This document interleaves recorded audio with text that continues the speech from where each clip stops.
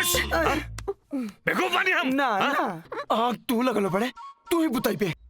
हमार नकी दीदी ता डोली ना अर्थी निकली महल से। बहनो ही है तू, रोमांस करे गई रही। जबान संभाल के बात कर, ना तो कुटी कुटी काट दे। तो अंदर कैसे इला? मामा संगे। मामा तनी पूरा डिटेल बता दे। तोरा से तब बाद में निपटब।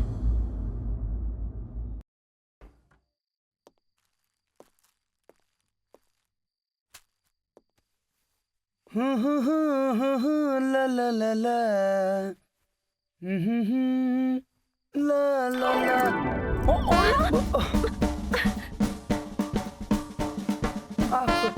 क्या बड़ो तू? यही सवाल था हम तोरा से पूछे तानी, तू के बाड़ो? हमारा घर में घुस के हमरे से सवाल? वैसे हमारा नाम आनंद है, हम आनंद सिक्योरिटी एजेंसी के चीफ ऑफिसर हैं। ठीक बा, ऑफिसर होगा चाहे दरोगा, पहले घर से बाहर निकला। हम घर से बाहर निकली? मतलब हमारा घर से तू बाहर निकलबू? तू जा निकला। अरे बुद्धू, तोहार कमरा में ही हमार कपड़ा रखल बा, तो बाहर जाइबा तबे नु पहिना। जाई ना प्लीज।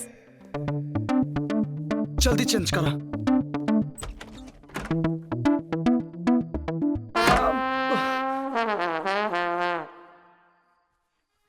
का जमाना आ गया, नहा धोआ के चोरी होता है।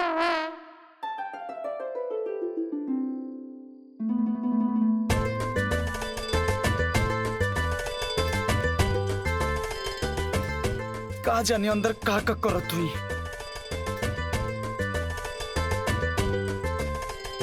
अरे खोला, निकलबू की तार प्राण छूट गइल।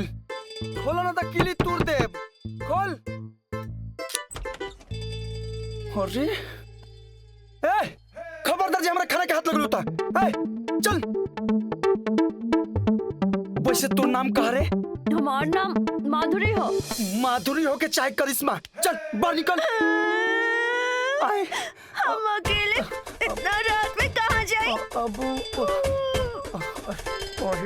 ब्रेन वॉश लावे के चाहिए ना, हरा सब्जी खाए सेहत के लिए जरूरी बा। तारा बाप के होटल हा, जब फरमाइश करता रहो कि ये चाहिए वो चाहिए। चल बाहर निकल। अरे बाप, कैसन मरद बाटे, हे भगवान। खुद के चीफ सिक्योरिटी ऑफिसर कहेला, और अब हम अकेला लड़की के इतना रात में भगावत आ रे। ए नौटंकी बंद करे ड्रामा। तू ना खइबो? हम तार खून पियाबू। एकदम चुप। कहा जाने हमारा घर में कहां से घुस गई। हमरे घर में बैठ के हमरे खाना खाती है। हम जाते नहीं बाहर सूते। सुबह आँख खोला से पहले तू ऐसे से चल जी। बहुत बुरा आदमी आई। खो। Good night.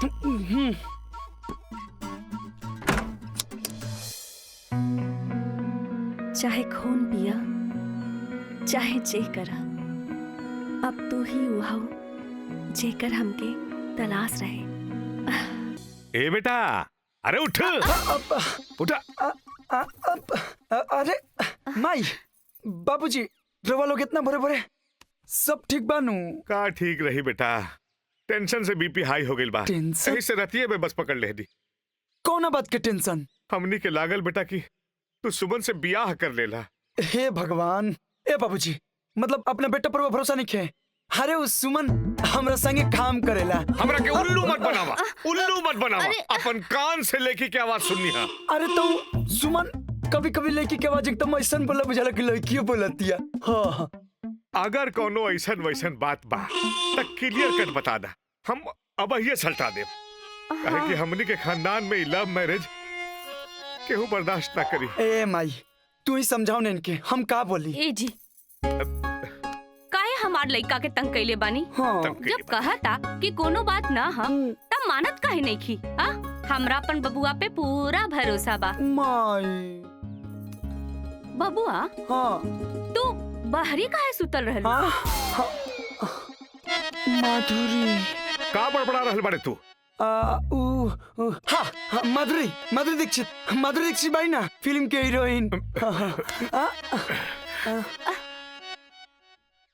शराब तो ना पी ले बा? ए, गांजा पियल शुरू कर दे का रे? अरे ना बाबूजी, हम गांजा ना तैयान का बकतले हाँ? तारा बाहरी सुते में माधुरी दीक्षित के का हाथ बा। हाँ, हम माधुरी दीक्षित की रातें फिल्म देखनी, जोरा जोरी चने के खेत में, जोरा जोरी डांस तो दिखा देला। अब पूरा कथा इधर सुनाई बा कि अंदर ले चलवा। चला अंदर। ना बाबूजी, ना माई ना वो फ्लैट बहुत गंदा बा। क्या बना कि हम बहुत दिन से बाहर निकल रही हाँ? तो साफ सफाई नहीं के। हाँ। रोवा लोग हमारा दोस्त क्या जाए, हम साफ सफाई करावता नहीं, फिर रोवा लोग आजे लोग। अरे अपन घर रहते हम दूसर के घर काहे जाए? ना माई ना।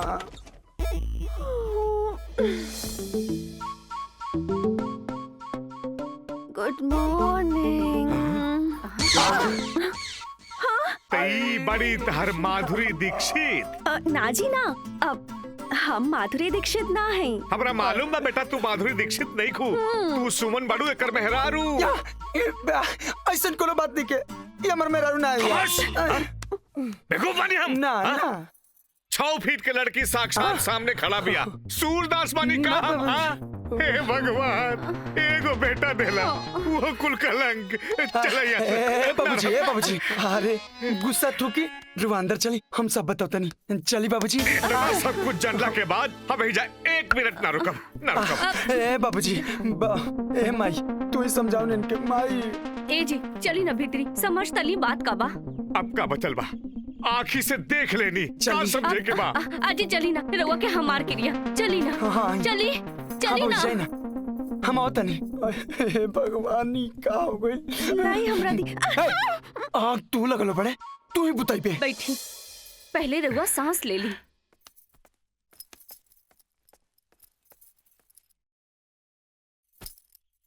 प्रणाम बाबूजी। बाबूजी, हम आनंद के पत्नी ना हैं। हाँ। हमार नाम माधुरी बा। हमार सौतेला भाई संपत्ति खातिर हमार जान के दुश्मन बनल बा। अपन जान बचावे खातिर हम एहिजा छुपल बानी। हमरा आनंद के छोड़ केहू पे भरोसा नहीं के।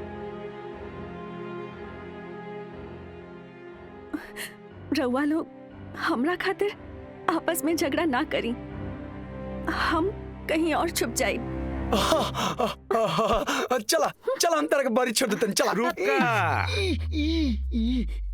ई बबुनिया बेजा से कहीं ना जाई। हाँ, यही जे रही। बड़का सुरक्षा गार्ड बनल बड़ा ना, त करे इनकर सुरक्षा। बाबूजी, इनकर सुरक्षा हम। हाँ तू। बाबूजी। बाबूजी ना हमार सठी आगे बढ़ौती में कौनो एरू के लड़की आई सुरक्षा करा, उ तो चोरनी के हम छोड़ब ना। खूब हंसत यानू। लाई हम बना देता नी। हट, लसन यहाँ ढेर चिपका मत। एक तो चोरनी ने घर में घुस लो, ओकरा बाद माई बाबूजी के पटा लिए लो। कितना चालू पड़े रे हैं? और वाह, कहा कहानी सुनो लो। पूरा एक्टिंग के सामने ना माधुरी दीक्षित भी फेल पड़ी। अगर खैरियत चाहतर ना तो चुपचाप हमारे घर से निकल जाओ, वरना अमरीशपुरी बने में हमारा देरी ना लगी। हंसत रहो, हंसत रहो। उस सुमनवा के चक्कर में हमारे माई बाबूजी आ गिलन, न तो अभी तोरा को उठा के फेंक देती। अच्छा, उठा ले बा। उठाई ना, उठाई। अरे बेसरा। अरे आना। माई चाय पत्ती।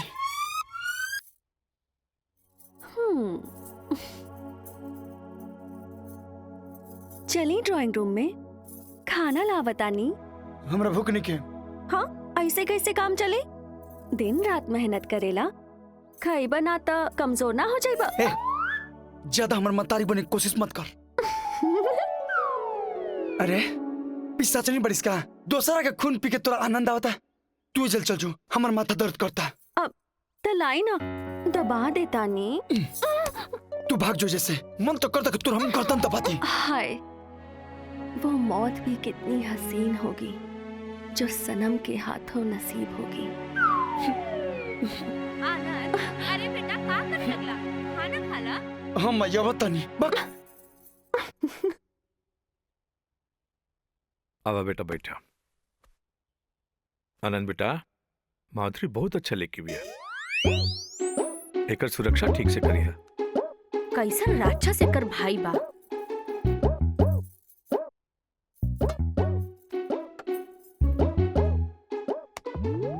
लौकत नहीं के आनंद, लड़के से ई कौन तरीका बा बात करे के? माधुरी बेटा तू भी ना खाला। लेकिन बाबूजी हम कैसे नहाई? अब हमरा लगे एक्स्ट्रा कपड़ा नहीं खे। तरह लगे एक्स्ट्रा कपड़ा नहीं खे। ए आनंद, इनका लेके तू बाजार जा और इनका पसंद के कपड़ा खरीद ला। का भाई बेटा? पानी पानी दा।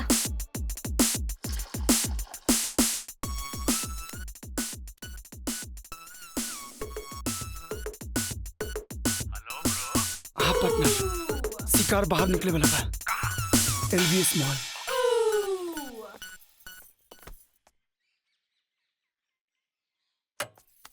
बैठा। ए, हाथ हटाओ। काहे? करंट लगता। एकदम बेसर में बड़े कार है। अब छोड़।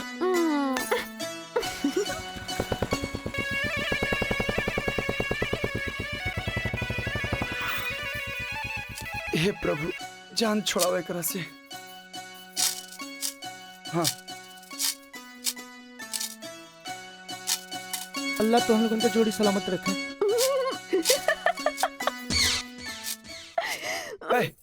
है नहीं अब है ना? चल भाग। देखा ढेर आसा मत तो बैको से नीचे गिरा देमनु तो मैं बत्ती से झड़ जाई। माई बाबूजी के चलते तरह बर्दाश्त करता नहीं। अरे अरे कहाँ जाता रू?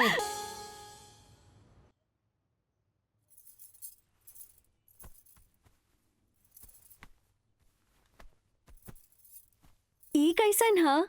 ई ले ली? हाँ लेला, सब तेरे बाप के माला ना। अजी नाना, बाप के ना, ससुर के ह। हाँ? ककलो? मतलब होखे वाला ससुर के। सपना मत देखा दिन में, ई कबो ना हो सकेला। चिढ़ा मत ना, हर समय एक के मूड में रहेला।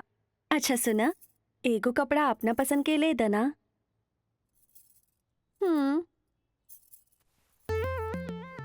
हाइला। एजा ट्राई करें कि घर चल के? हट बेशरम। वो पैक कर दीजिए। जी।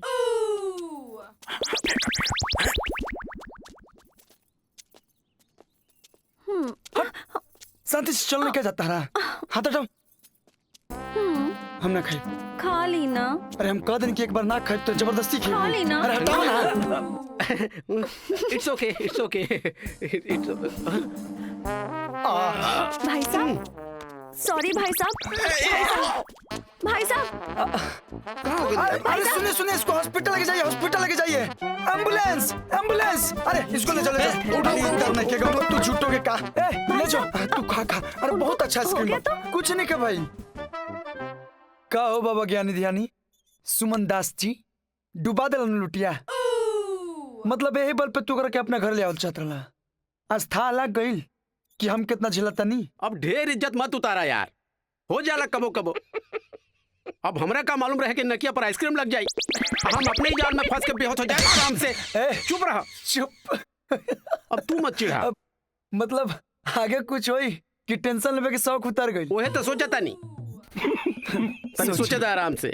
सोचा सोचा हमार तो दिमाग हैंग हो गइल बा। एगो हमर माई बाबूजी हद कदल बड़े, हम ओकरा के भगावल चाहते तो उ लोग बसावल चाहता लोग।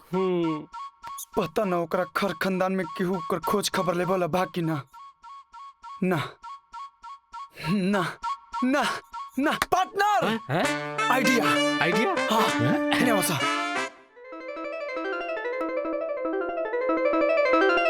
पूरा हो जाए। हाँ आराम से। गुड मॉर्निंग, चाय हाजिर है। हाँ रख दा।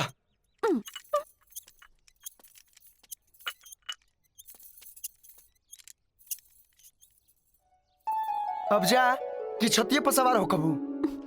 काहे? यही जबानी तब प्रॉब्लम बता रहा के। सबसे बड़ा प्रॉब्लम तो तू ही बाड़ू। कितना आदमी यही प्रॉब्लम खातिर तरसेला। जे तरसेला नु ओकरे भेजा, काश बला टल जाइत। टल जाइब, समय आई तो चल जाइब। सच सच बताओ, तू हमारे घर में काहे घुसल बड़े? कहानियत बतौर।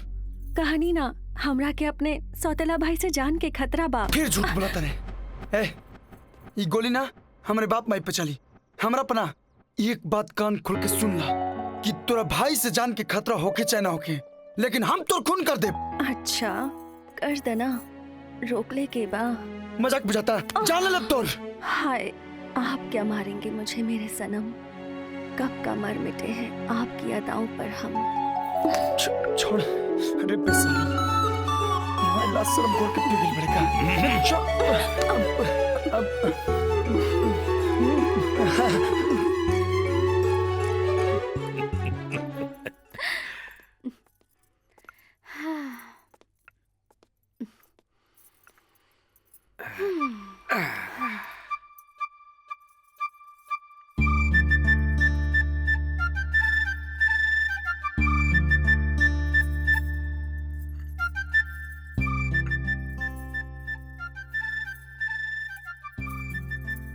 ए जी, कितना सुघर बियाई लईकी और एगो हमार आनंद बा, हरदम एकरा पर चिल्लात रहेला।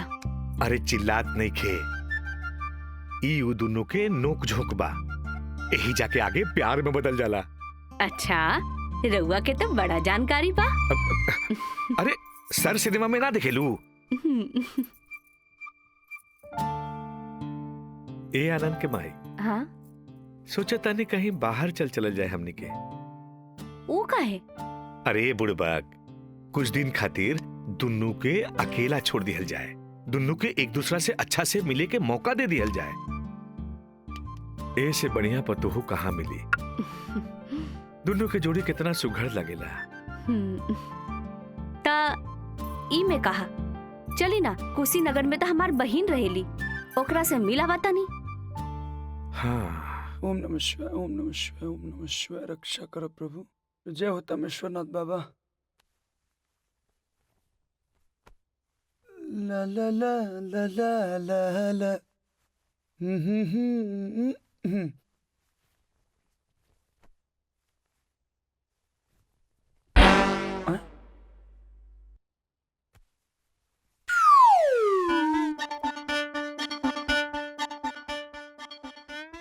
माधुरी, है माधुरी, माधुरी, का भइल? तार सामान संभालो नहीं क्या आवत? हाय, कौन सामान? हाय तार बास्केट। हाय, तू ना सुधरबू। पहले हमारा घर पर कब्जा कर लो, अब हमारा अलमारी पर कब्जा कर चाहते रू। हाय हटाओ सब सामान अपन। अरे अरे का करतानी? छोड़ी ना, घर का मलकिनी बन गई बारू। सारा कपड़ा खराब हो जाए। कहाँ बा हमार बेटी माधुरी? हाय सब सामान अरे अपन बाहर रखो। छोड़ी ना। अभी देखा बाहर क्या आइल हो? जी बाबूजी, फेंक दे सब। अरे आगे लोग वालो, प्रणाम। प्रणाम, हाँ प्रणाम। हाँ। आपन से बड़े आदमी से ऐसे बात कर जाला? गधे के बच्चे, गधे के बच्चे, गधे के बच्चे। पांचू के प्रणाम करो, पांचू के। ये चिपल आए पांचू। हर कुत्ता के दिन है, आज तोड़ दिन है। देखा देखा तार बाबूजी, देखा तारे, देखा। अरे चाचा जी, हाँ हाँ प्रणाम। खुश रहा, हाँ, खुश रहा। माधुरी मैडम अंदर बाड़ी। अंदर बाड़ी? हाँ, चली चलो, चली। तू लोग ये खड़े रहा। हाँ चली।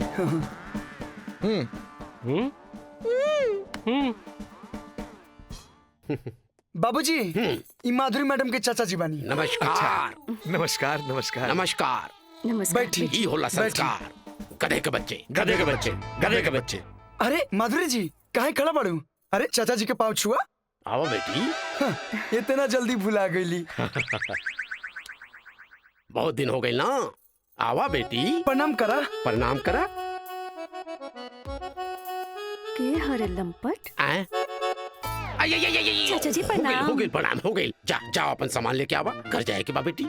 लेकिन इनकर सौतेला भाई? कौन सौतेला भाई? कैसे सौतेला भाई? वही जे इनकर दुश्मन बा। केहू केहू के दुश्मन नहीं खे। हमरा रहते कुछ ना हुई। चला बेटी, हमरे घर चला, हमरे घर चला, चला। अच्छा, तरवा अपना घर ले जाता नहीं। हाँ हाँ। माधुरी बेटा, हम ओहिजा जरूर आए, कुछ जरूरी बात करे के बा। हाँ हाँ, जरूर आई हवेली पर। रउआ के वो खातिरदारी करब, वो खातिरदारी करब। का खातिरदारी करब? खातिरदारी करब। अब अरे तू कहाँ खड़ा बाड़ू? अरे जल्दी से सामान लेके आओ, लेट होता। हाँ बेटी। सुनी सुनी सुनी, चाय नाश्ता लेके हाँ, हाँ, जी, जाए। ना ना ना ना, चाय पानी नाश्ता की जरूरत नहीं कि हम खा के आई नहीं है। अरे महल बमाल हमार घर, राजा पानी हमने के है, कब आई हमार घर आराम से। हम तो कहा था नहीं कि रोज साथ चली। हेलो गई भैंस पानी में। जी, आनंद सिक्योरिटी एजेंसी से मैं सुमन बोल रही हूँ। बताइए मैं आपकी क्या सहायता कर सकती हूँ सर? जी सर, हम लोग गार्ड प्रोवाइड करते हैं। हाँ जी सर, सिक्योरिटी गार्ड 25 गार्ड अब जी मिल जाएंगे सर। जी 25 गार्ड के 50,000 लगेंगे, वो भी कैश। जी वो पहले देना पड़ेगा सर। जी thank you. Anand security agency में संपर्क करने के लिए धन्यवाद। आनंद बेटा, आ तनी दरवाजा तो बंद करा। ऊ का है कहे राजा साहब के राज तिलक करे के बाद चाहे दी बाबूजी। मने काहे इहे लफंगा हमार फोन उठैले रहे आ तू ऐसने लफंगा के साथ काम करता रहे। ना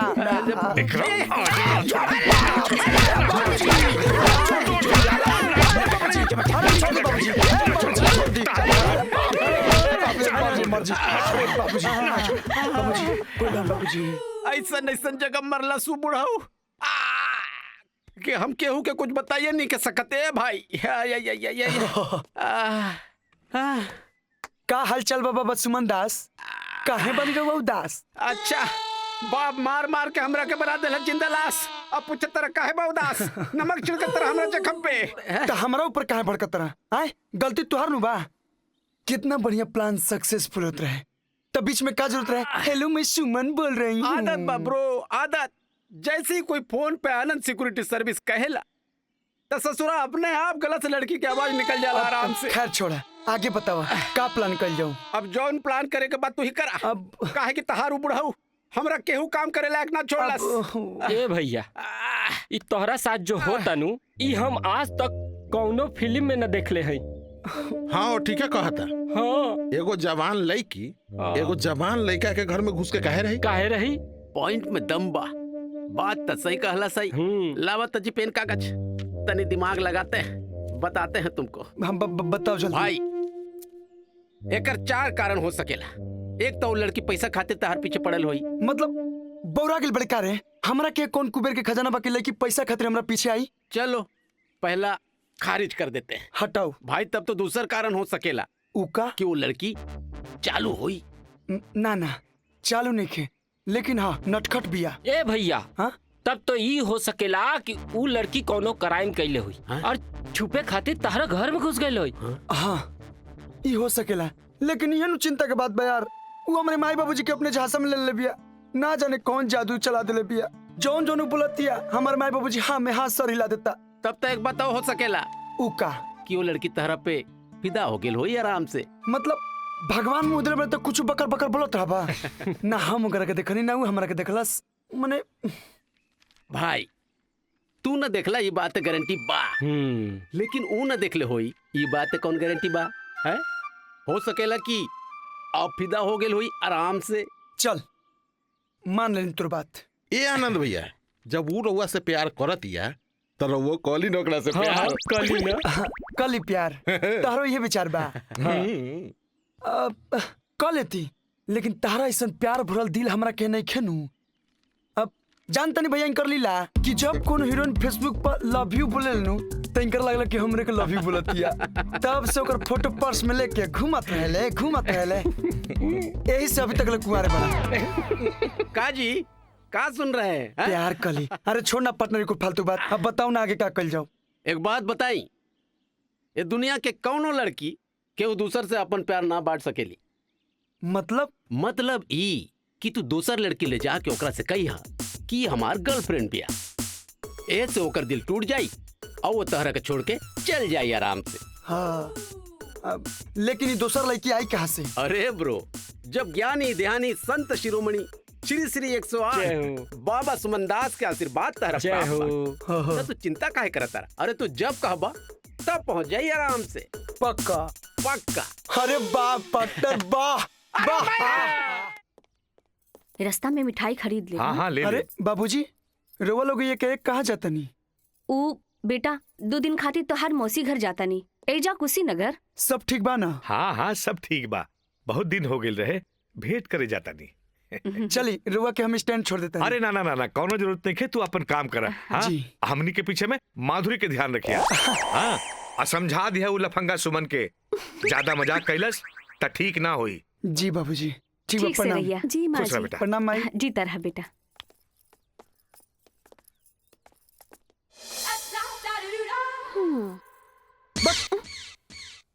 क्या? और जाना कि माथा पर चढ़ाबू।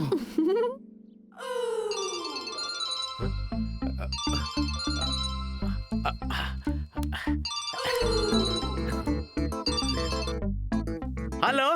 हाँ पार्टनर, मैदान खाली बा। है कहाँ खाली बा? अभी तो हम बैठल बानी आराम से। हम कहते नु खाली बा। माई बाबूजी कुशीनगर गइल बड़े मौसी यहाँ। शिकार अकेले बा। वैसे तू कहाँ बैठल बड़े? अरे वो सब तू छोड़ा यार, बस आज तहर काम हो जाई आराम से। पहले धो लेता नहीं। चल ठीक बा, फोन रखब। ओके बाय। चाय।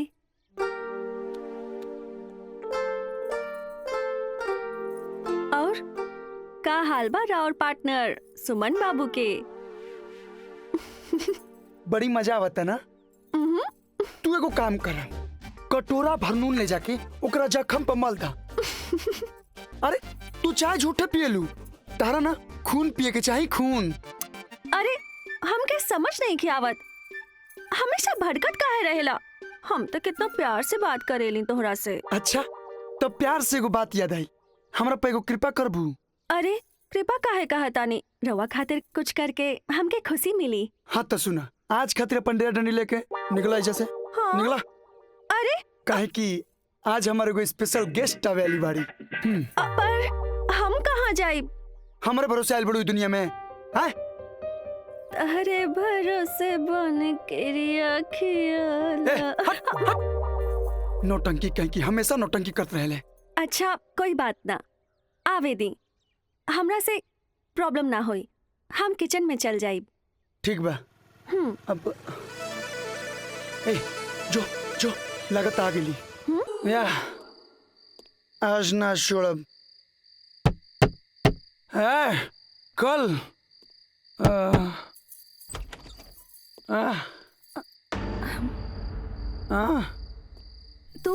तू शराब पी ले बाड़ा?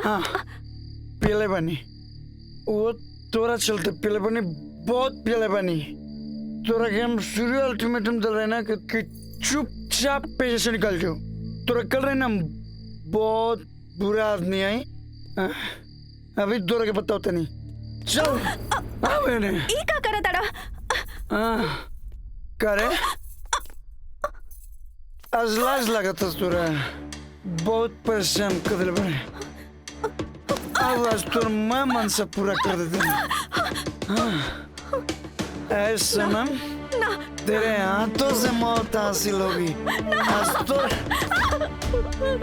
तेरा मन के मैं कर देते हैं। ना ये हमारे पहले रात में कर दे वेकेशन। तेईस झंझट न रही थे। अब आओ ना छोड़म, ना छोड़ तो रखे हम, ना छोड़म।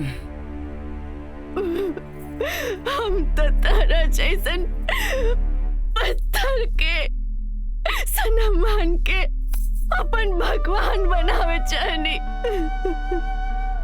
लेकिन तू तो हैवान बन गईला। अरे हम तो अपन पूरा जीवन तोरा हवाले खुद करे के सोचले रही, लेकिन तू कोमल भावना के कुचल देला। तोरा के प्यार और बलात्कार में फर्क ना समझ आइल।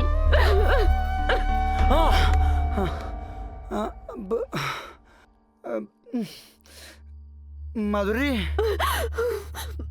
ए माधुरी, केने पड़ू? माधुरी,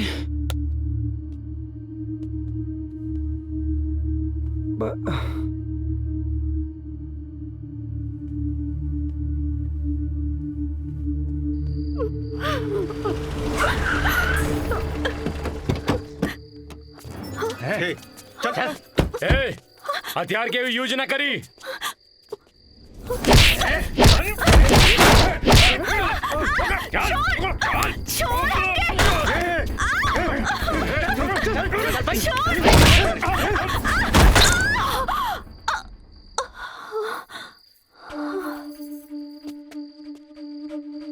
जल्दी आवा खुल, ये तो बेहोश हो गई। उठाओ, गाड़ी में डाला, जल्दी गाड़ी में डाला। कौन है भैया? जल्दी चल, डाल। धार मार होकर के।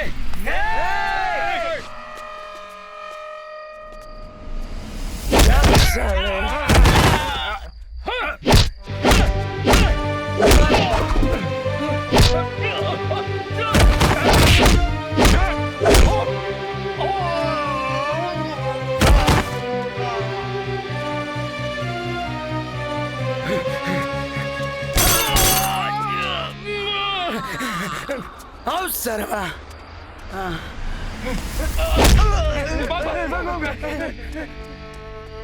माधुरी,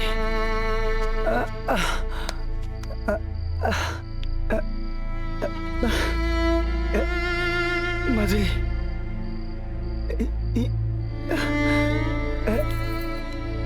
माधुरी, माधुरी कुछ बोला ना। माधुरी,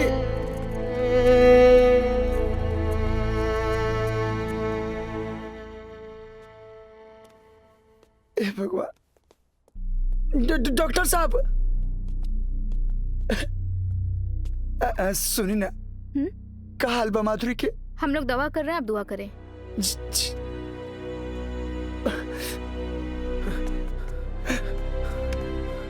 केकरा का भइल? माधुरी घायल हो गई। का? ओके, बहुत चोट लगल बा। ओकर जान खतरा में बा दोस्त। हाँ, अब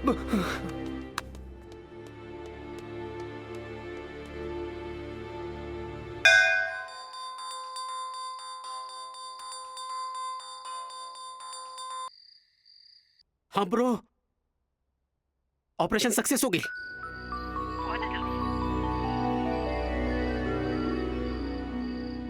जय हो बाबा तमेश्वरनाथ।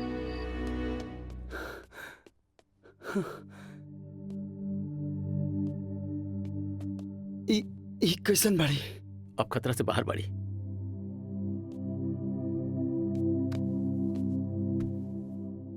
इस सब हमार गलत सलाह के कारण भइल बा यार। ना, सब हमरा कारण भइल बा। राते हम दारू पी के माधुरी के साथ बदतमीजी के सारा हाथ पार कर गई। हमरा से बहुत बड़ गलती हो गई। हम अपने आप के जीवन भर माफ ना कर सकब। अरे, ये हमके बराबर बतावत रहे कि हमरे जान के खतरा बा, लेकिन हम सब झूठ समझनी। बस एकरा के भगावे के बारे में सोचनी। काश 1 मिनट खातिर एकरा पर भरोसा कर लेती। बस एक बार एकरा एंगल से सोच लेती। हिम्मत रखा यार, सब ठीक हो जाएगी। ना, कुछ ठीक ना हुई। हम बहुत बुरा आदमी बानी। अरे, एगो लड़की मदद के खातिर अपन सुरक्षा खातिर हमरा पास आई और हम अरे का खाक सुरक्षा एजेंसी चलाई। कोई बात ना भाई, कोई बात ना। होश में आई तो माफी मांग लिया जाई। तू अपन आप के संभाला। ठीक बा। हेलो। हाँ बाबूजी। हाँ आनंद बेटा, कहाँ बड़ा तू? अब माधुरी कहाँ बड़ी? हॉस्पिटल में बनी। हॉस्पिटल? कहाँ? ठीक बा, हमनी अभी आवतानी।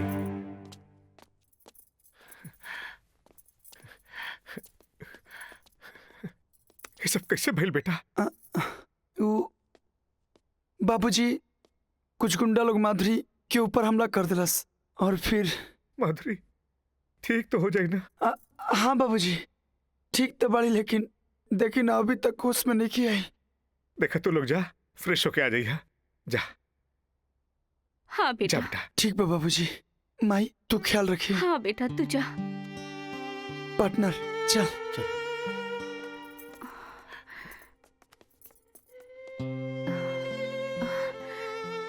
हमरा तब बुझाता ई सब एकर भाई के करतूत होई।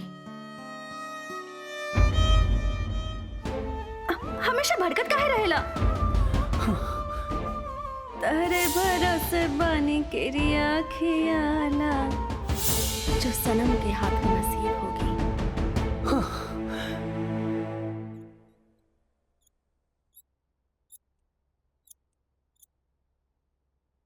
ये हम कहाँ बानी? ये कौन जगह बा? आप हॉस्पिटल में हैं।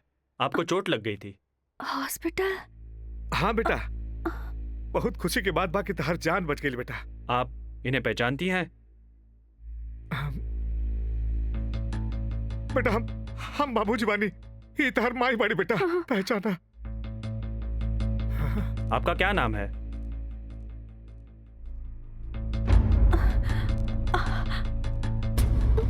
देखिए, अत्यधिक चोट लगने से इन्हें कुछ भी याद नहीं है। मुझे लगता है इनकी याददाश्त चली गई है। डॉक्टर साहब, लेकिन याददाश्त वापस आ जाए ना। कुछ कहा नहीं जा सकता, कभी कभी बहुत समय लग जाता है। खैर, मैं इन्हें नींद की इंजेक्शन दिलवा देता हूँ। अभी इनके दिमाग पर जोर देना ठीक नहीं है, इसलिए आप लोग अभी जाइए, ठीक है? लेकिन डॉक्टर, माधुरी की हालत में छोड़ के हमने कैसे जा सकता? नहीं, हम लोग हैं, चिंता मत कीजिए। वैसे अटेंडेंट लोग यहाँ अलाउड नहीं है। आइए। माधुरी कोनो क्लाइंट नहीं की चाचा जी। एक दिन शाम के आनंद के घर लौटले पर वो घर में पहले ही से मौजूद रहे। आनंद के तो खुदे पता नहीं खे कि वो कौन है, कहाँ से आइल बिया। अरे रोवा लोगे जा तो माधुरी लगे के बा? बेटा घबरा मत, माधुरी ठीक बड़ी। हॉस्पिटल में अटेंडेंट के रुके के परमिशन नहीं खे, सिर्फ मिले के टाइम पर मिलल जा सकेला। लेकिन होश में तागल बड़ी ना बेटा, माधुरी की कुछ याद नहीं की का?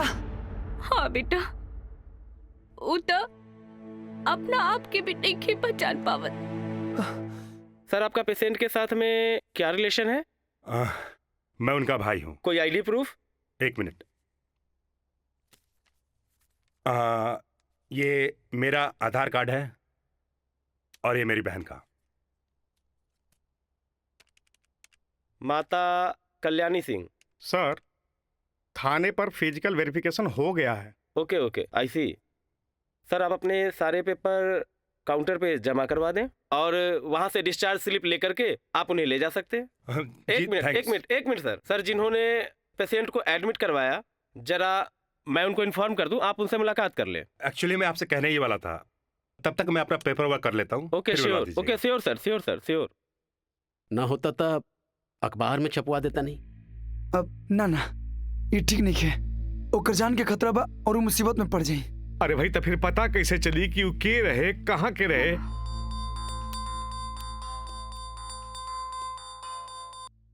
हेलो, आनंद जी बोल रहे हैं? जी हम आनंद बोल रहे हैं। वो माधुरी नाम के पेशेंट को जो आपने एडमिट करवाया था, उनको उनके रिश्तेदार लेने आए हैं। आप आ जाए हॉस्पिटल और उनसे मुलाकात कर लें। जी हम अभी आवता नहीं। काबिल?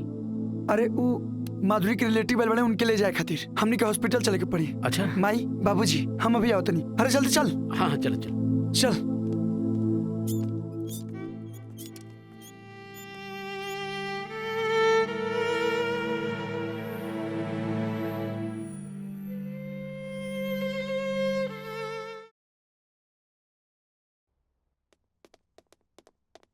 मैडम जी, कहाँ है माधुरी के रिलेटिव? वो तो चले गए पेशेंट को लेकर। चले गए? जी। अरे आपके हॉस्पिटल से फोन आया था कि उनके रिलेटिव मेरे से मिलना चाहते हैं। इस बारे में आप मैनेजर साहब से जाकर मिलिए। सर, वो लोग तो बिना मिले ही चले गए। कौन लोग? माधुरी के रिलेटिव। क्या बिना मिले हुए चले गए? हाँ सर। पर उन्होंने ही तो मुझे बताया था आपको कॉल करने के लिए और बुलाने के लिए। सर, आपने तसल्ली से चेक तो किया था ना? हाँ। वो लोग सही लोग थे ना? हाँ, वो उनके रिश्तेदार थे और साथ में एक पुलिस वाला भी था। पुलिस वाला? सर, उन लोग की आईडी की एक कॉपी मिल सकती है? हाँ, क्यों नहीं, आप रिसेप्शन से जाकर के कलेक्ट कर सकते हैं। जी, थैंक यू। Okay, welcome. जी वो माधुरी जी जो थी उनका आईडी और उनके जो रिलेटिव आए थे उनका आईडी चाहिए। जी अच्छा।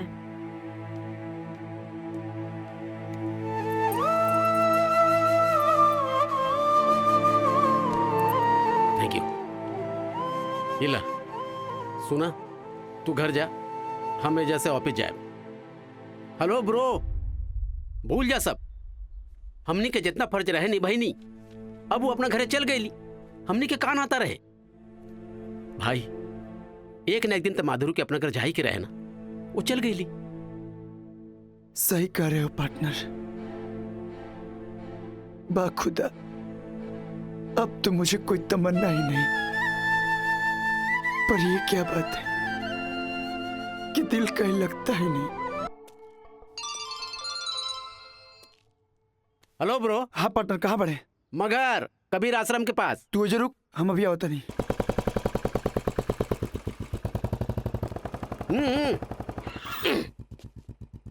का बात बा ब्रो, ये अजके में मिलेगा का जरूरत पड़ गई? माधुरी गलत हाथ में पड़ गई। का मतलब? अरे ओकरे भाई के आईडी गलत बा। ऊ कोनो कर्नाटका के एगो आदमी के बतावा था। अरे लेकिन उन लोग के साथ तो पुलिस वाले भी रहे ना एगो। हो सकेला वर्दी में ओकर साथी हुई। अरे तेरी, ये तो बहुत गड़बड़ हो गई यार। हाँ पार्टनर, सच में ओकर जान के खतरा बा। ऊ बार बार बोलत रहे कि हमारे जान के खतरा बा, लेकिन ऐसा सिचुएशन में कहत रहे कि हमारा लगल कि बाबूजी के कहानी सुनावत तारी। तब पार्टनर अब आराम से ना, तेजी से चलावा गाड़ी। चल बैठ। चला। रहुआ ना दिनों में शुरू हो जाएगा। बाद में यह ना खोली का। एक मिनट ब्रो, अब देखा वो कैसे दरवाजा खोला था। ए जी, दरवाजा खोली ना। काहे बाहर खड़ा कर बैठी? जाई मेरी जा। दरवाजा खोली। का हो? माधुरी एजे रहली का? कौन माधुरी? अब ऐसे माधुरी ना रहली। लेकिन पता तो एजे के बा। रात हो या पहले जाके मकान मालिक से पूछो। अभी मकान मालिक कहाँ मिली है? सोनी होटल के पास बगल में पान की दुकान में जाके वहाँ पूछ ला। चला भागा। अब रुकी एक ना, मिनट। चला भागा, मकान भागा। मालिक के सारा नाम। मुंड का मकान मालिक के नाम इन्हें आवा। ये भड़कल काहे रहे? अरे का हम कहीं यार, तू चल। चल। माधुरी नाम के एगो लड़की माई बेटी रहल लोग। अभी कहाँ बिया? हमके का पता, एक दिन अचानक रूम छोड़ के गायब हो गए लोग। पुलिस के ना बतैले तू? ए साहब, हमके का गरज बा थाना कचहरी के चक्कर में पड़े के? तोरा के 20 साल से वो लड़की रहत रहे, ओकरा जाते तू नया किरदार रख ले। पुलिस लगना के तू आराम से। कोनो लड़का रहली है, कहीं चल गई हो लोग। अच्छा ये बताओ, ओकर कोनो रिश्तेदार कहाँ रहत रहे, कहाँ काम करते रहे, कुछ तो जानत होकबे? ओकर कोनो सामान मन बा? सब खत्म हो गई। सरो मार दो, मैं बेच के खा गई। भाई आराम से आराम से। अच्छा बता दा, कुछ तो बचल हुई, बता दा। एगो थैला बा। हाँ? ऊ हमरी लुगाई लगे बा। अब तहार लुगाई कौन चौराहा पर मिली? चौराहे पर ना, घर पर। जी नमस्ते। भाभी जी नमस्ते। नमस्ते, आइए आइए। चल चला ना। कुछ लेंगे? बस एक गिलास पानी और माधुरी के सामान ले आती। जी भाभी जी। जी अभी लाई। वाह पार्टनर, बड़ा जल्दी भाभी बनल ला यार। भाई ज्ञानी ध्यानी संत शिरोमणि श्री श्री 108 बाबा सुमनदास जी का कहना है कि 2 दिन की जिंदगी है, रिश्ते बनाते चलिए। अच्छा तो पान वाला के भैया काहे ना बनैला है? अरे यार तू तो स्वादे बिगाड़ देला मर्दे। सुधर जा। अब भाभी जी ये रहा।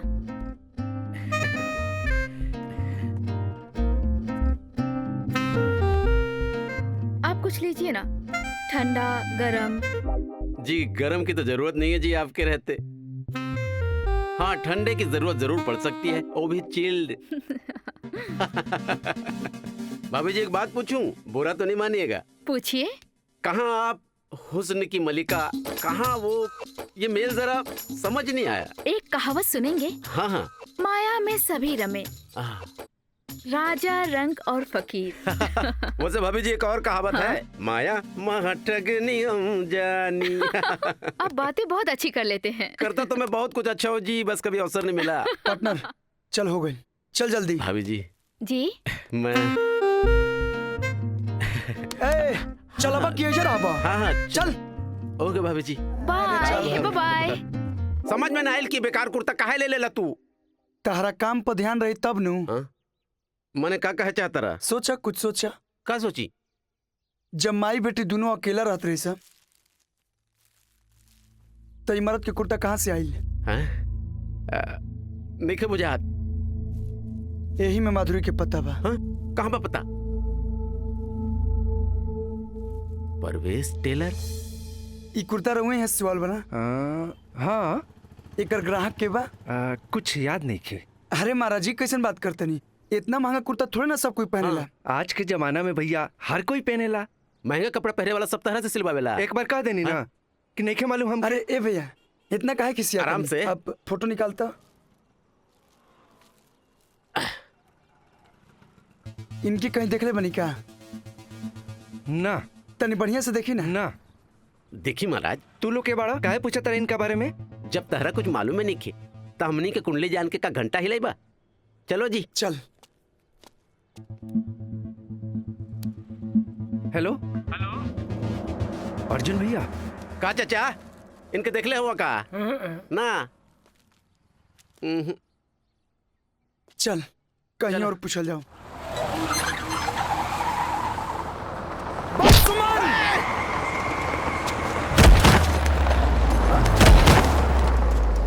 अरे रुका, गाड़ी घुमाओ जल्दी, बच गल ससुरा।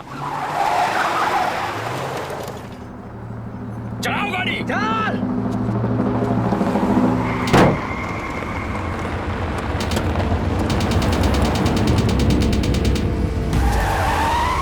या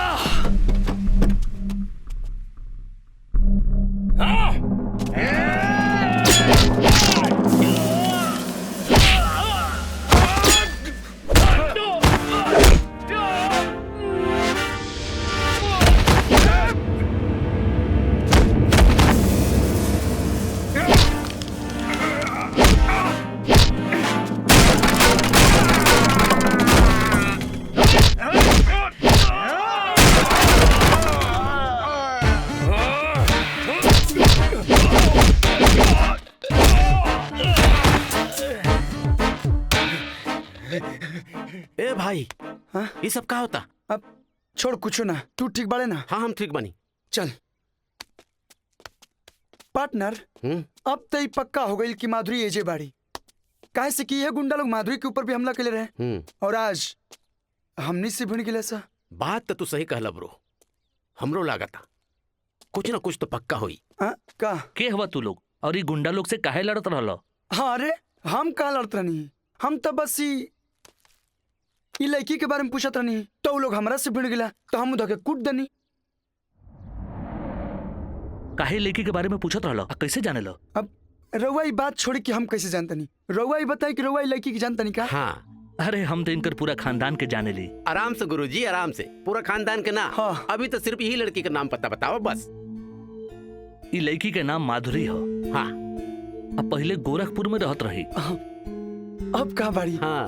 पास में को गांव बा मुंडेरवा, राजा काशीनाथ सिंह के महल में रहली। हमके मिले के बा। काहे? बस ऐसा ही वो सही सलामत घरे पहुंच गेली कि ना? घरे तो पहुंच गई बड़ी बाबू, बाकी सही सलामत नहीं की। कब है? कैद में बाड़ी। कैद में? केकर कैद में? विश्वनाथ सिंह के।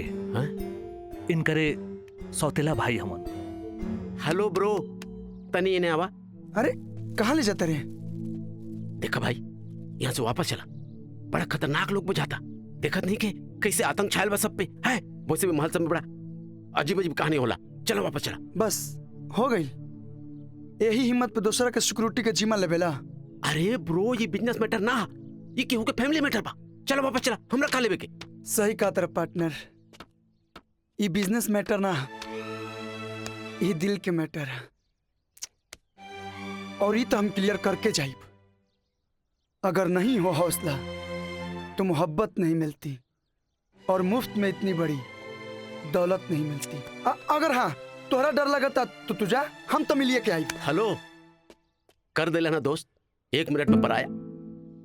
यार की खुशी के लिए कुर्बान है जिंदगी, दोस्ती की है दोस्त, नहीं की है दिल लगी।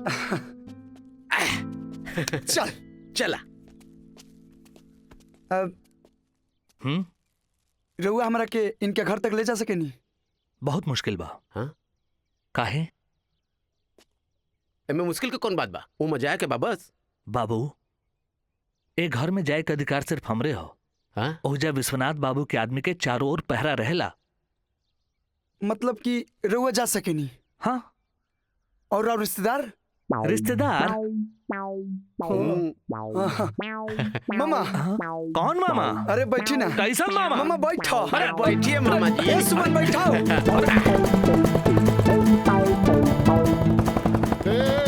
रुक रुक रुक रुक।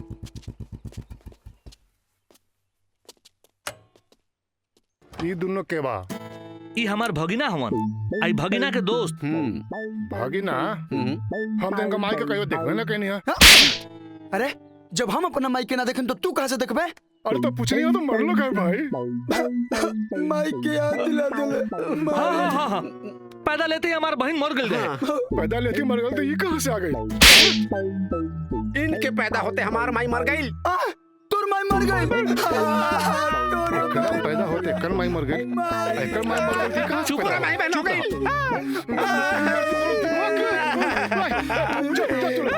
चलो चलो चलो चलो भगिना, चलो चलो चलो चुप रहो चलो।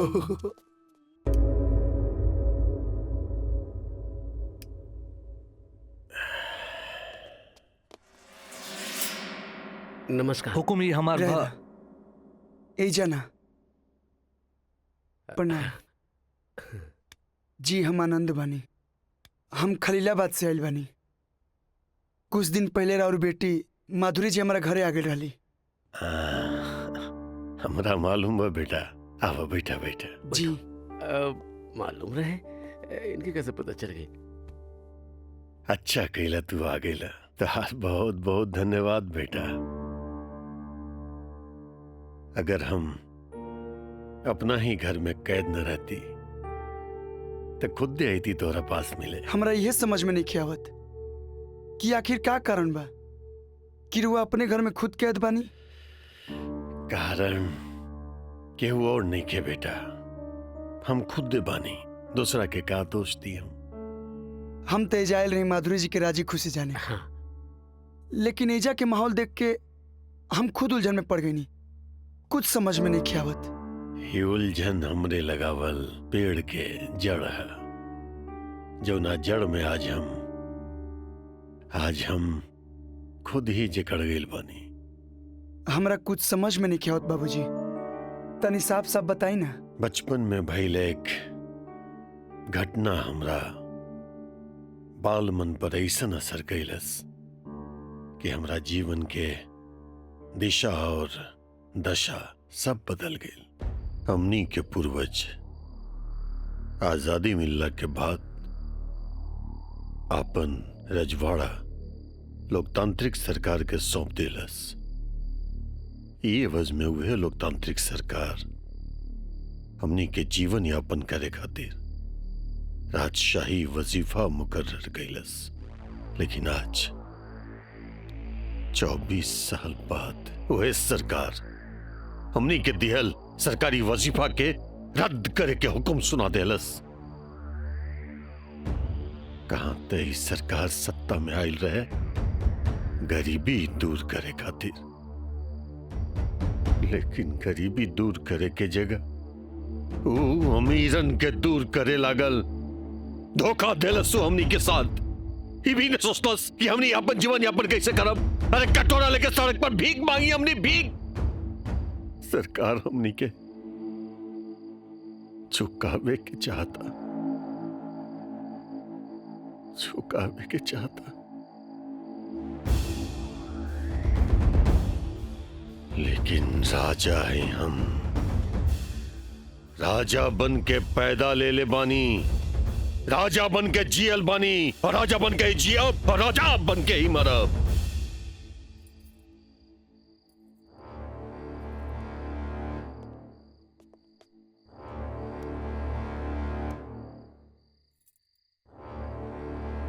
आज से तू मुंडेरवा रियासत के राजा बड़ा। वादा कर हमरा से तू कि अपनी राजशाही शान बन के ता जिंदगी रक्षा करब। केहू के सामने झुकबा न तू वादा करा हमरा से। बाबा महाराज, हम रउआ से वादा करतनी कि हम केहू के सामने सर ना झुकाई। अगर सिर झुकाए के नौबत आए तो हम अपन सिर कटा देब या सिर झुकाए वाला के सिर कलम करवा देब। शाबाश शाबाश। राजा काशीनाथ की जय।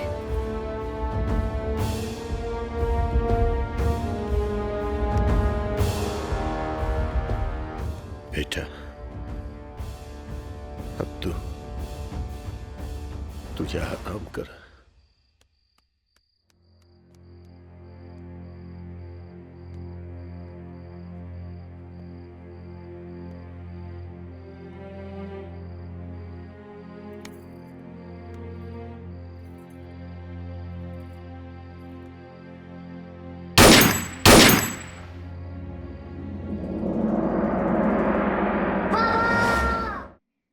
भाई चुनाव नजदीक आ गइल बा। एक बात समझ में नहीं आवत अर्जुन, हमारे यहाँ जनता काहे नहीं आवत? जनता कहाँ आई?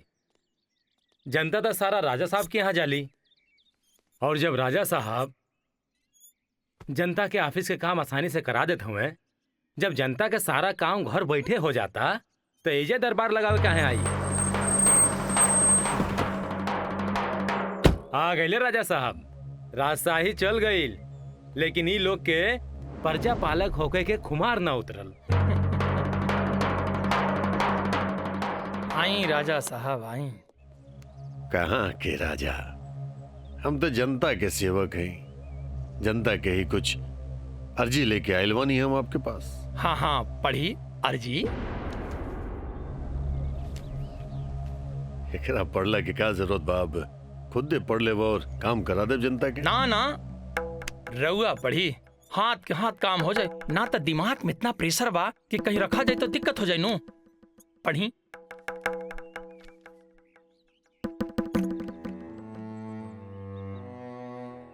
सेवा में श्रीमान विधायक महोदय मुंडेरवा, करबद्ध निवेदन है कि बस करा कहल जाला सच्चा लोकतंत्र।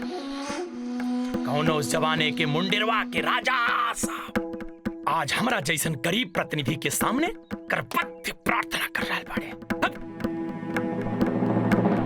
शर्म ना आवेला? कचेरी कचेरी हाथ जोड़ के चिरौरी करत फिरेली। अरे रउआ शर्म आवे ना आवे, लेकिन हमरा के शर्म आवेला। कहो भाई लोग, जाई महल में आराम करी। ई काम खातिर हम बानी नु, ई खातिर जनता हमके चुन लेबा।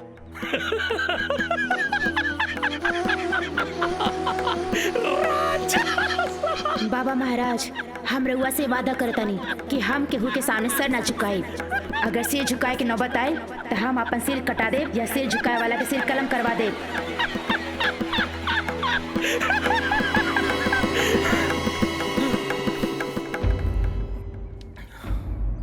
विधायक, ठहाका तारा जीवन के आखिरी ठहाका हुई।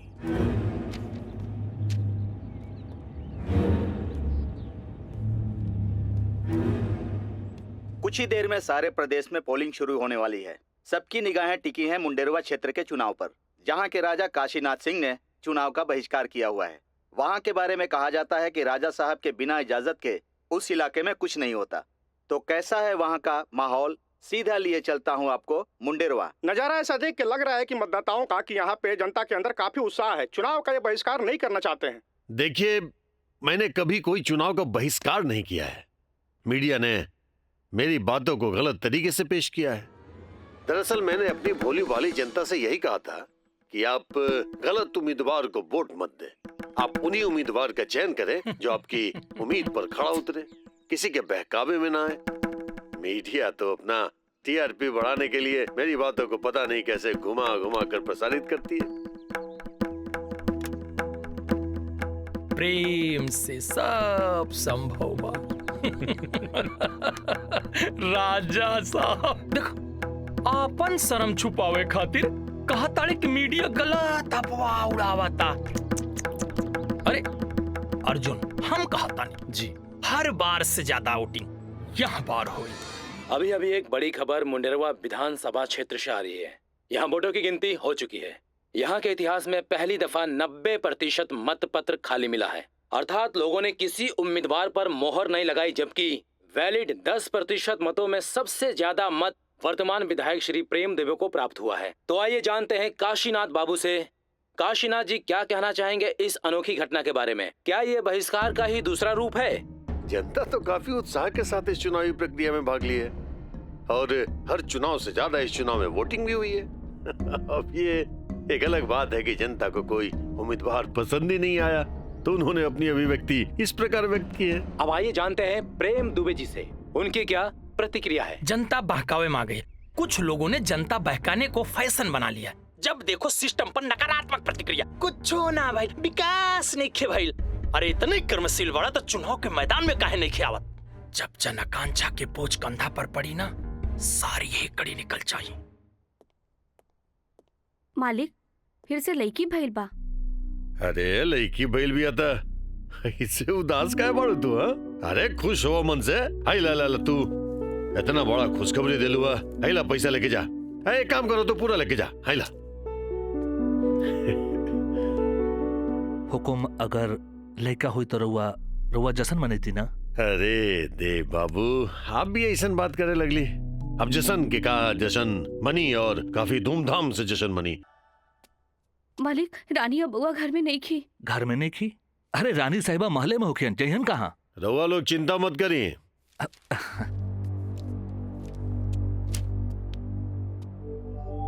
रानी साहिबा कहीं गई लुल नहीं की, बल्कि हम उनकर आगे भेजले बानी।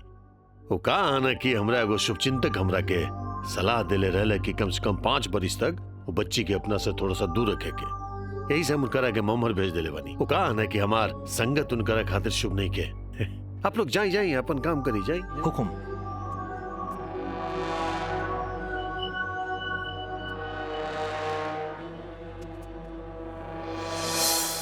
बाप रे बाप, बहुत कर्म कांडी बानी रहुआ ना। हमरा यह कर्म के कारण था हमरा अंदर के राम के ऊपर रावण हावी हो गई। ढूंढे की कोशिश ना करनी रहुआ? कैली, बहुत कैली, लेकिन ढूंढ न पौली हम।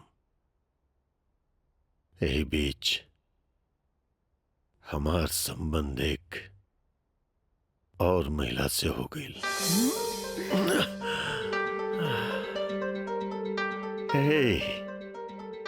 का भइल?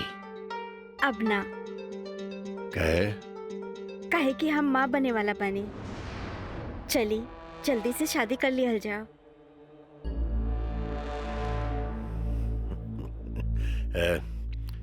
चलो कोनो बात नहीं, क्या हुआ? अब देखा, अभी ना तू ये बच्चा के त्याग दे। हाँ? त्याग दी? का मतलब बराउर? अरे मतलब कुछ नहीं खे। तेरा तो मालूम बा कुछ ना होया वाला बा। अब हम कोनो पार्टी के सामने हाथ फैला के तो टिकट मांगब ना। ऐसे निर्दलीय लड़ब। आज जब निर्दलीय लड़ब तो कितना जिम्मेदारी हुई हमरा ऊपर। अब तो फ्री रहबू तो हमारा मदद करबू चुनाव में। हाँ, ऐसे ये बात के खत्म कर। अब बच्चा के कहा तू बाड़ू हम बानी, बच्चा तो फिर हो जाए ना। हम खत्म ना करब। तू समझत काहे नहीं खू? देखा इस समय ना दिल से सोचला के जरूरत नहीं के दिमाग से सोचला के जरूरत बा। हाँ? प्रेम दुवैया हमरा धमकी देले बा। देखा तू एक पढ़ल लिखल पत्रकार बाड़ू तू। हाँ अभी हाँ महिला जैसन तू बात करे लगू। अब बहुत अच्छा बात बा कि रउआ के याद बा कि हम पत्रकार बानी। रउआ अगर हमके अबॉर्शन खातिर फोर्स करब ना तो हमरा और बेवफाई के पर्दाफाश पूरा मीडिया के सामने कर दे। अब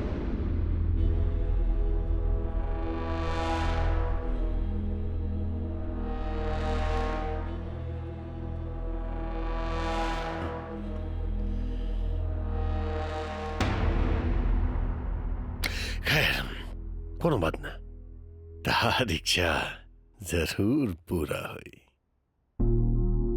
एक रात से पहले अपना पहला पत्नी से छुटकारा पावे के लिए कुछ तो उपाय लगावे के पड़ी। ओम माधवाय नमः, ओम हस्तोपिछी ऋषिकेशवाय नमः। हाथ धो लीजिए। काशीनाथ, कल्याणी देवी, नवजात बालिका, श्राद्ध नदी तटे ब्राह्मण द्वारा संकल्पित करिष्यति।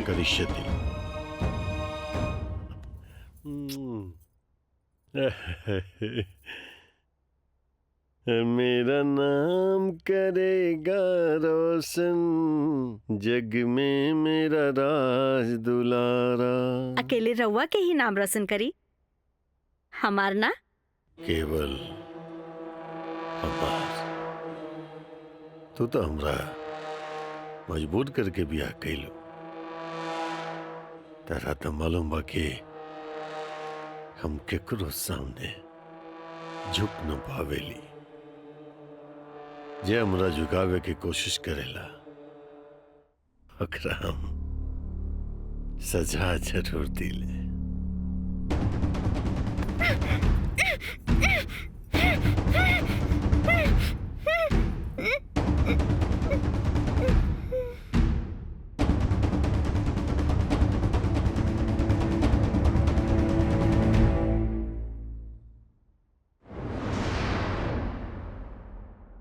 मेरा नाम करेगा रोशन, जग में मेरा राज दुलारा। लेकिन ये तो पागलपन रहे। हाँ, सही में ये बात रुआ के पुलिस के यहाँ कबूले के पड़ी। करब, जरूर कबूल करब। हम अपन कैला के सजा भुगते खातिर तैयार बानी, लेकिन एक बार अपना बेटा विश्वनाथ के कैल से निपट ले तब। कहे कि हम नहीं की चाहत कि हमरा बाद हमरा बेटी के कोनो संकट के सामना करे के पड़े। खैर, आगे के कहानी सुना तू। हम तरह से कुछ नहीं के छुपाए। हमरा लाड़ प्यार में पलल हमर बेटा विश्वनाथ गलत संगत में पड़ गई। सर, आज कई दिन हो गए हैं आपके क्षेत्र के प्रमुख बिजनेसमैन लापता है, लेकिन पुलिस अभी तक उनका सुराग ढूंढने में नाकामयाब रही है। आखिर ये हो क्या रहा है? मैं अपने जनता से अपील करता हूं कि आप लोग कृपया धीरज बना कर रखें। हम लगातार प्रशासन के संपर्क में हैं और मुझे ये पूरा भरोसा है कि हम बहुत जल्द ही सफलता हासिल कर लेंगे। बहुत जल्द? बहुत जल्द? आखिर कब तक? इसकी कोई समय सीमा तो होगी। मैं वादा करता हूं कि 72 घंटे के अंदर अगर वो व्यवसायी अपने घर ना पहुंचा तो मैं अपने पद से इस्तीफा दे दूंगा। मालिक, वो व्यवसायी के तो विशु बाबू रखले बड़न अपना फार्म हाउस में। दिया एंजॉय करा। रउआ खातिर एक एक पैक 1-1 करोड़ रुपया के पड़ी। जल्दी से भुगतान कर दा, न तो बिल बढ़त जाई। विशु भैया, इतना रुपया हम कहाँ से लाई? केहू रउआ के गलत जानकारी देले बा। बाबूजी, रउआ यहाँ अचानक तू कहा इनकरा के बंधक बना के रख ले पड़े जा?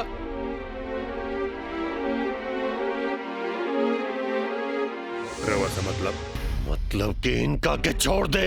हम जनता से वादा कर चुकल बानी कि 72 घंटा के अंदर अगर घरे ना पहुंचला ना तो हम इस्तीफा दे दे। ये तो बहुत बढ़िया काम करी बाबूजी, बहुत अच्छा मौका बा। रउआ 72 घंटा के बाद इस्तीफा दे दे और ओकरा 3 घंटा के बाद हम एकरा के छोड़ दे। और इतना देर में राउर इस्तीफा मंजूर होखी ना, और हमके हमार फिरौती के पैसा भी मिल जाई। एकरा के एक घटना से 2 गो का साधल कहल जाला बाबूजी। और वो जनता के नजर में महान बन जाई और हमके हमार पैसा भी मिल जाई। जानते नहीं बाबूजी कितना पैसा? 50 करोड़। 50 करोड़। अरे हुआ इतना पैसा अपना जिंदगी में ना कमाइले होगा। हमके चाहे भी ना ऐसा पाप के कमाई। कर देने हुए मिडिल क्लास वाली बात। पाप पुण्य तनी सोची बाबूजी, इतना पैसा ही जनता से लूट के लिए आइल बा और हमनी के जनता के प्रतिनिधि है जा। वो पैसा पर हमनियों के हक बा। और बाबूजी ये पैसा जनता के नु जाई, चुनाव में बांट के। आखिर हमनी के जनता के नु काम करता नहीं जा। आज के जमाना में यह जनसेवा है बाबूजी।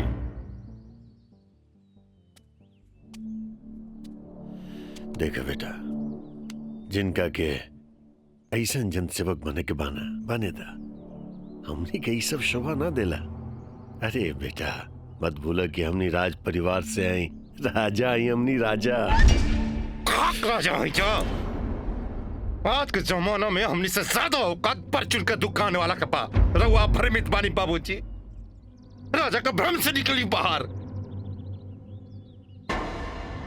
हम अपना बाबूजी के वचन दिले रहनी कि अपना खानदान के मान मर्यादा के रक्षा हम कोनो भी कीमत पे करब। आज के जमाना में पैसा ही मान मर्यादा बा। अंतिम बेर पूछे तनी हम बेटा, छोड़बे कि ना इनका के?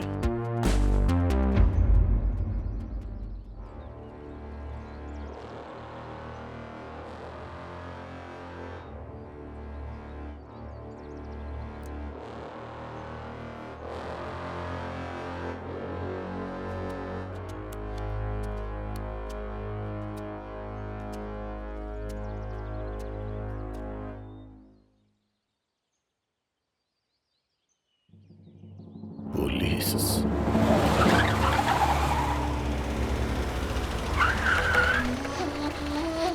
अरे ये दरोगा ई का हो? तू लोगन के यह प्रॉब्लम बा, नया नया थाना में बा जोश में रहला। अरे ये हमरे काशीनाथ बाबू के बेटा है विश्व, पहचानत नहीं खिन कर रखे। आओ ये हाथ में हथकड़ी का हो गई? ये इनका अपहरण किए हुए थे। ना ना ना, तोहरे छानबीन में जरूर कोनो कमी रह गई होई। अरे हम इनकरा से 2 मिनट बात करके चाहता नहीं। आई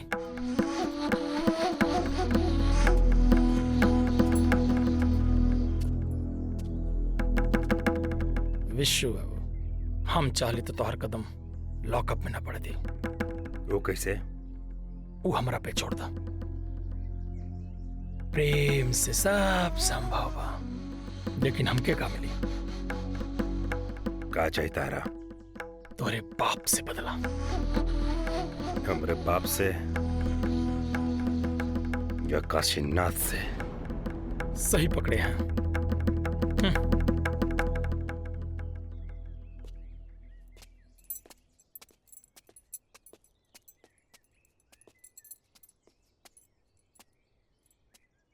चलिए तोहरा से कुछ बात करेंगे बा।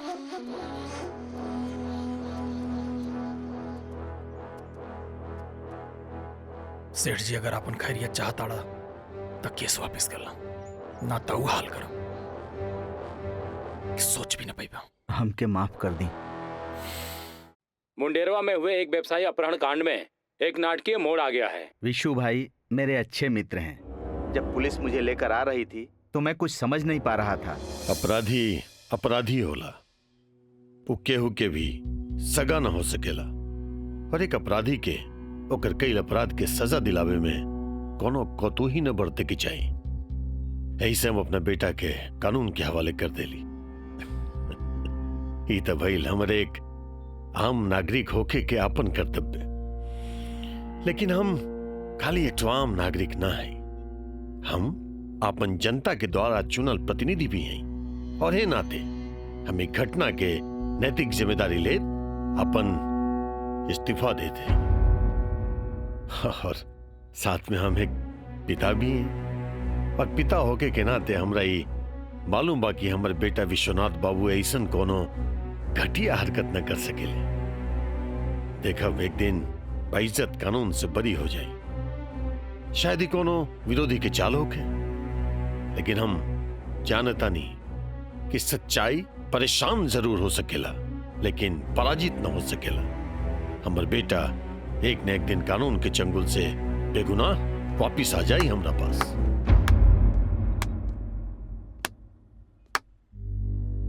रहुआ का हमरा बेगुनाही का विश्वास ना होगी तो केकरा का होगी?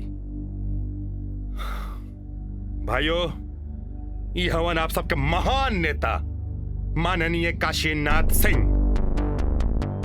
सारा कुचक्र इनके रचल हा।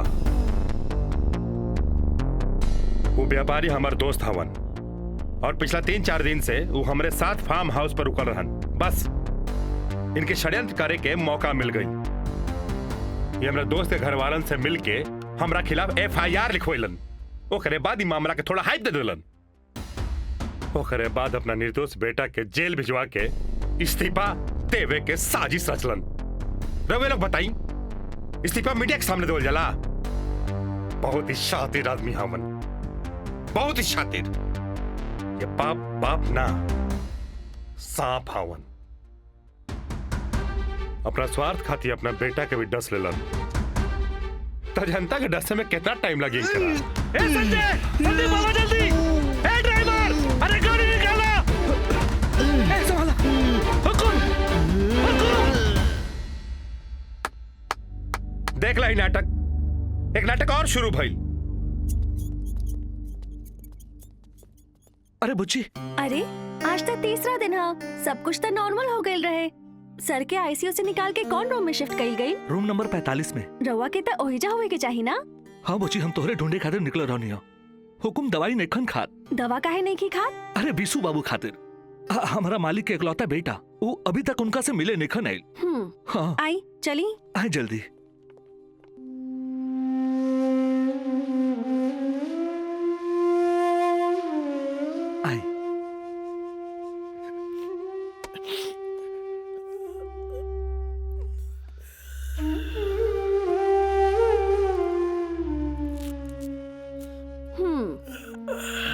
का बात बा?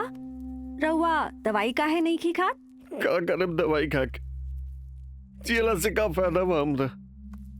दुनिया में एक के बेटा बा हमार, उनका अपना बाप के कोनो चिंता नहीं के। कहा जमाना आ गई।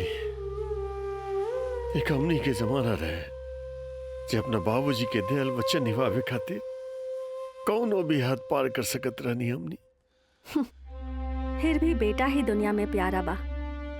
बेटी के ता ई दुनिया में भगवान के मर्जी के बावजूद आवे खातिर पिता के परमिशन जरूरी होला।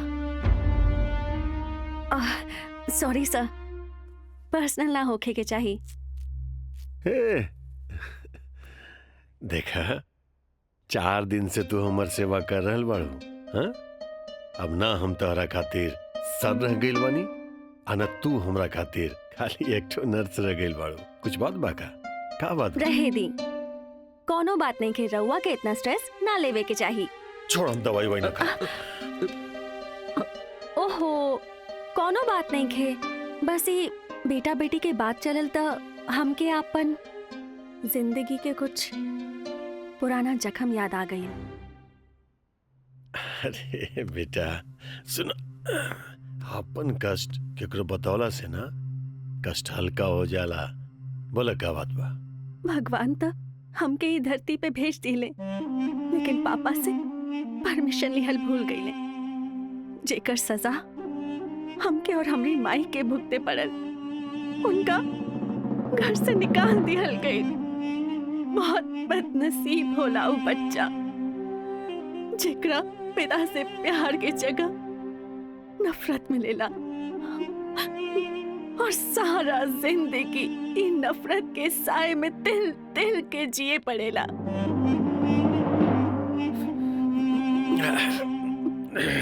अरे अरे बेटा, तई में परेशानी का बा? अपन माई से पूछला कि के हुए तोहर बाबूजी कहाँ रहले? माई से पूछली तो अपसेट हो जाली, तो हमके डर लग जाला कि कहीं पापा के तलाश में माँ के बिना खो दी। खैर छोड़ी, रहुआ दवा खा ली, हमके और पेशेंट देखे के बा। लेट हो रहल बानी, चली अब हम जाता नहीं। बेटी एक जो बात पूछी तोरा से, हम्म, मान ला कि तोहार बाबूजी तोरा कहीं बेटा गेले त का करबू? का करब? इतना प्यार करब कि उनकर मन में बेटी के प्रति जितना नफरत बाना सब दूर हो जाए। अब जाए दी, रवा दवा खा ली। कितना बढ़िया बढ़िया विचार बता बेटी। ये एक तो हमार बेटा बा। ओहो, रवा बात बात पे सेंटिमेंटल काहे हो जाइला? आई एगो सेल्फी लेता नी। अरे तनी हंसी ना तो फोटो खराब हो जाए। रवा दूर से मुस्कुराए का। आई इन्हें आई।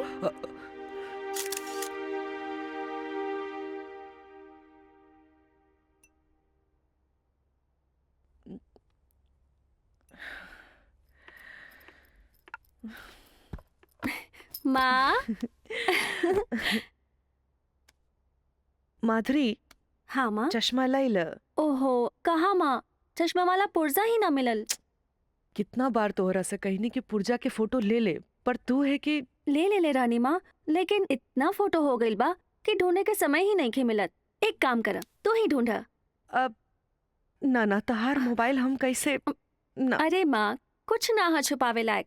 ई ली, जे एक खराब फोटो होई ओके उड़ा दी। ली, तनी जगह भी खाली हो जाई। चला जा कपड़े चेंज कर ला।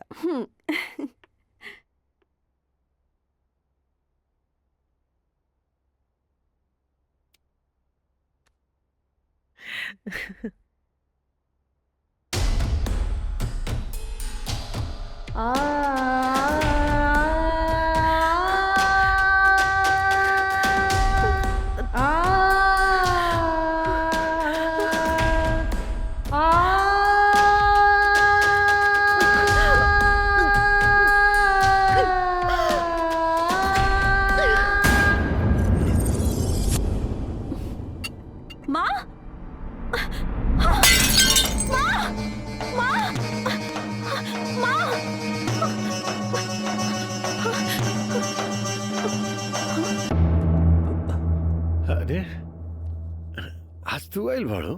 हाँ, माधुरी बिटिया नहीं क्या आयल का? वो तो यही है। उनकी माँ आईसीयू में भर्ती हैं। रात को हार्ट अटैक आ गया था। Heart attack? क्या हो गया? ये दे बाबू। जी हुकुम। तनी चल के होकर माई के देख लिया जाओ। ये लड़की हमार बड़ी सेवा के लिए भी है। हाँ हुकुम। चलो तो तनी।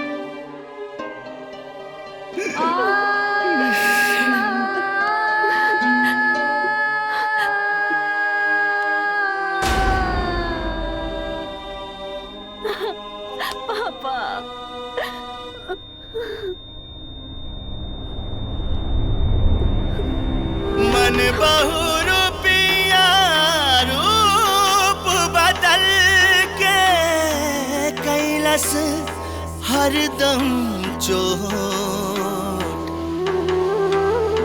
दूसरा के कुछ कैसे कहीं जब खुद में बाटे खो।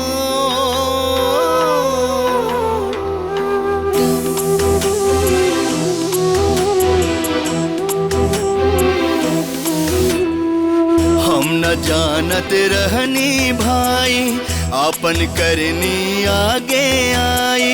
हम ऐसन आग लगाई, हम ऐसन आग लगाई, हम ऐसन आग लगाई। राम के रावण मारे गिराई, राम के रावण मारे गिराई, राम के रावण मारे गिराई।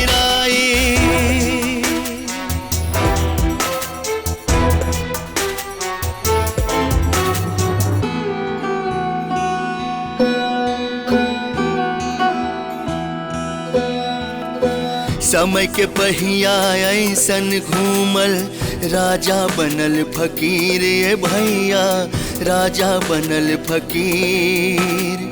देह पे हमरा चारों ओर से बरसे लागल तीर। ये भैया बरसे लागल तीर।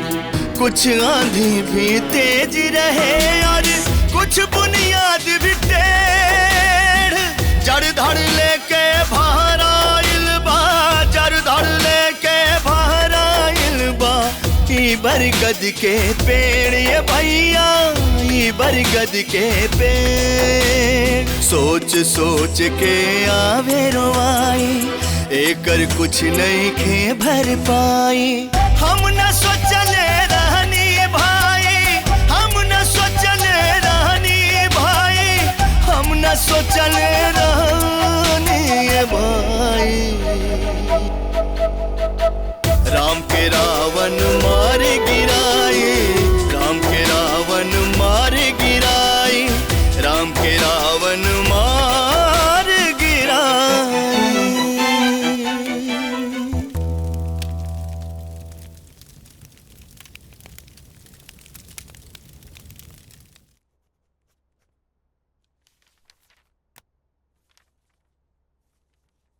वसीयत की एक कॉपी मुंडेरवा में मेरे बेटे विश्वनाथ को तामील कर दिया जाए। जी बिल्कुल। जी नमस्ते। ई का कहीं नहीं बाबूजी, हमके कुछ ना चाहिए।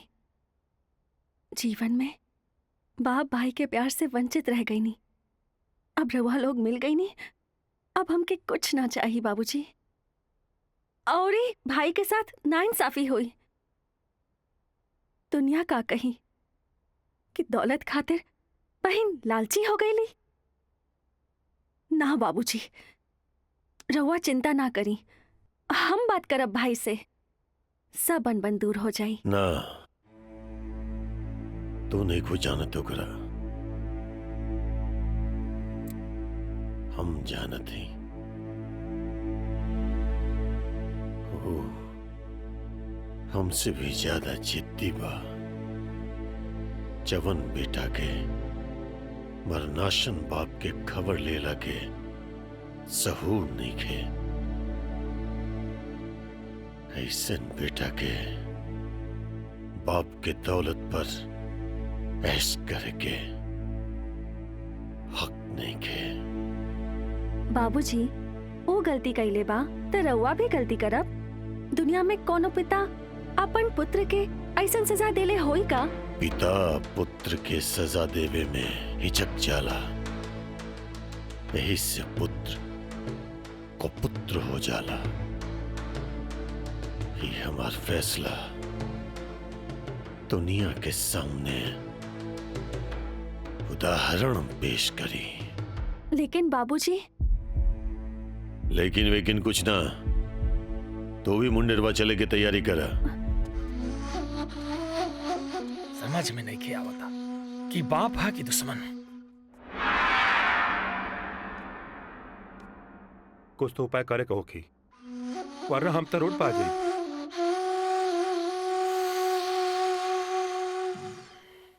एक बात बतावा, तोहरे बहन के शादी बा की कुंवर बाड़ीन?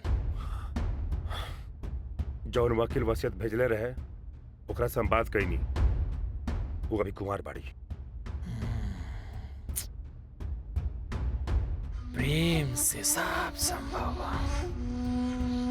हाँ, तब तो एक उपाय बा, अपने बहन के शादी नहीं होके दा, ना होई बच्चा और ना जाई संपत्ति।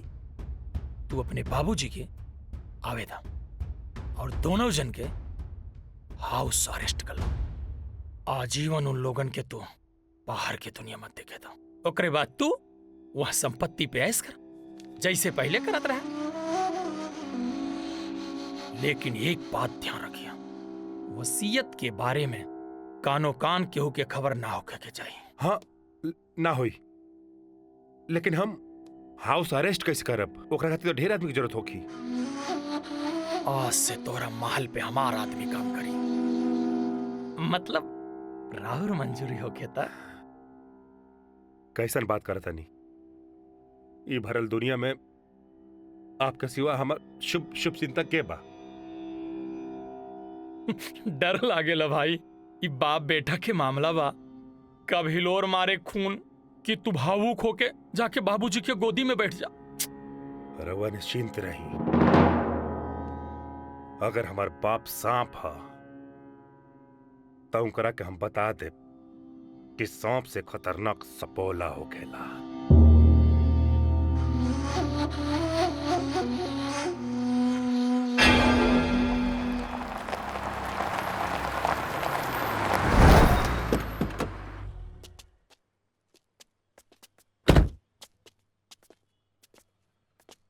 कमलू, रामू, कहां बड़े रे सब? सब लोग के छुट्टी हो गई। अब राउर सेवा ये लोग करी।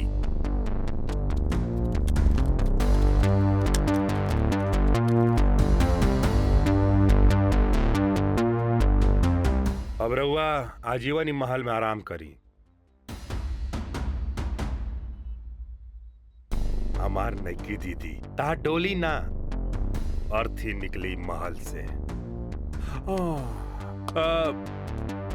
देव चच्चा, रवा अंदर बाहर ही लोग के ख्याल रखब, लेकिन ध्यान रहे अंदर से कोनो खबर बाहर गई तेकर जिम्मेदार सिर्फ आप हो। खब अंजाम बता दी कि रवा समझ गई नहीं। ए भाई, हमके ई धन दौलत ई कुछ ना चाहिए भाई। हमके तो सिर्फ अपन भाई के प्यार चाहिए।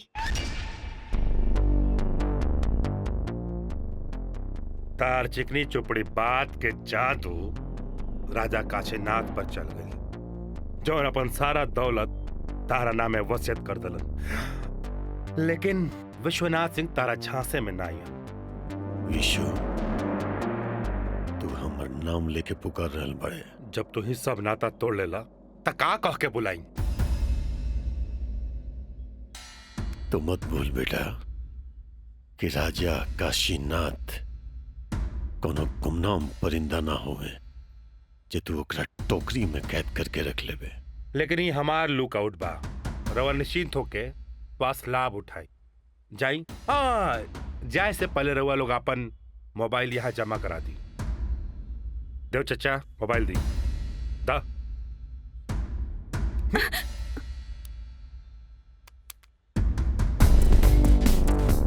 जाई राजा साहब, जाई जाई।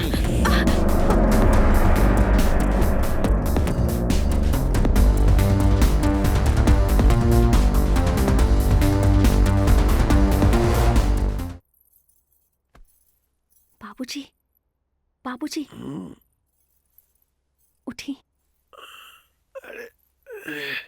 माधुरी बेटी, तू इस समय का भइल? नींद उतने की लागत का? बाबूजी, हम भागे के प्रयास करतानी। हे भगवान, हमू अपना स्वार्थ के खातिर कौना मुसीबत में डाल देली अपने बेटी। अरे बाबूजी, ई सब बात के ई समय नहीं खे। हम रउआ से कोनो अलग बानी का? अरे बेटा, लेकिन तू भगबू कैसे?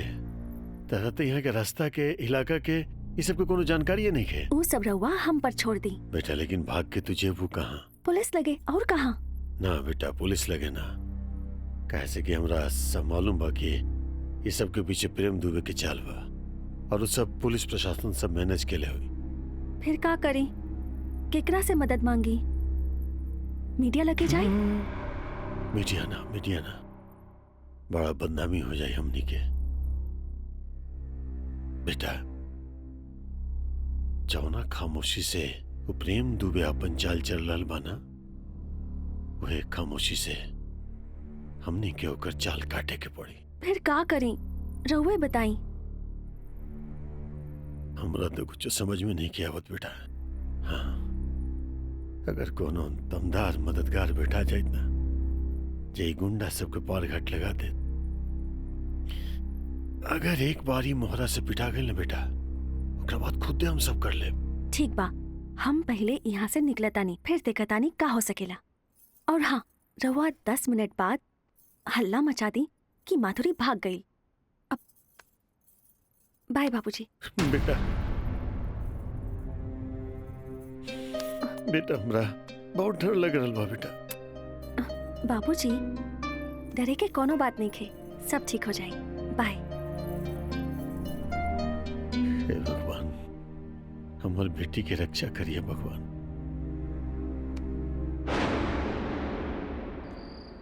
का हो, यह तार मुस्तैदी बा? भैया धीरे धीरे तो कम कर देले बानी ना। ई गांजा भांग सेहत के लिए बहुत हानिकारक है, के छोड़ दे तू। छोड़ दे भैया, छोड़ दे।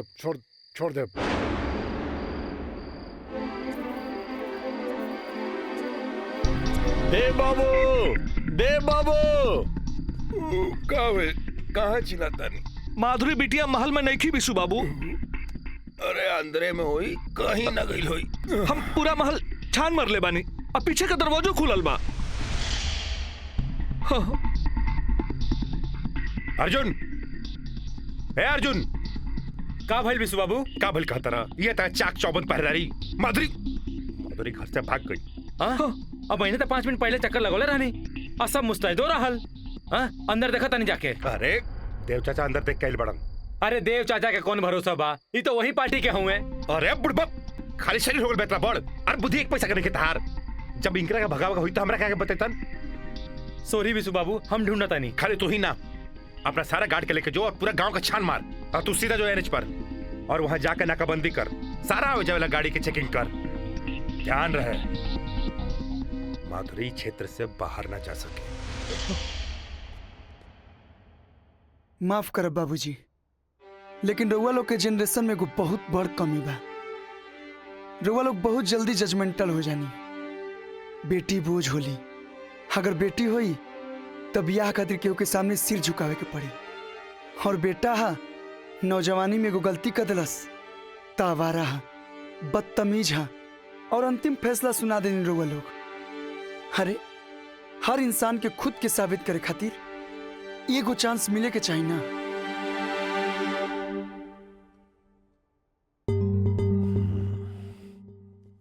हाँ बेटा, तू सही कह रहा बड़ा। समय के साथ बदल न पौली, यही से हमार परिवार के पूरा वजूद आज दाव पर लागल बा। जाने ल बेटा, वक्त और समझ ये दोनों एक साथ किस्मत वाला के ही मिलेला। कहे कि जब वक्त होला तो समझ ना होला, और जब समझ आवेला तब वक्त ना होला। काश काश भगवान हमरा एक चांस दे दस, शायद सब कुछ ठीक हो जाए। फिलहाल तरुआ हमरा के एगो चांस दे दी। हम माधुरी से शादी कर चाहतनी और उहो तैयार बाड़ी ना। हम तैयार नहीं खी। अरे तू चुप रहा ना, तुम्हारी यादाश्त ठीक नहीं है। हाँ बाबूजी, इनका यादाश्त चल गई बा। केकर यादाश्त गेल बा? अरे माधुरी के। अब इनकर कोनो यादाश्त उदास नहीं के गईल।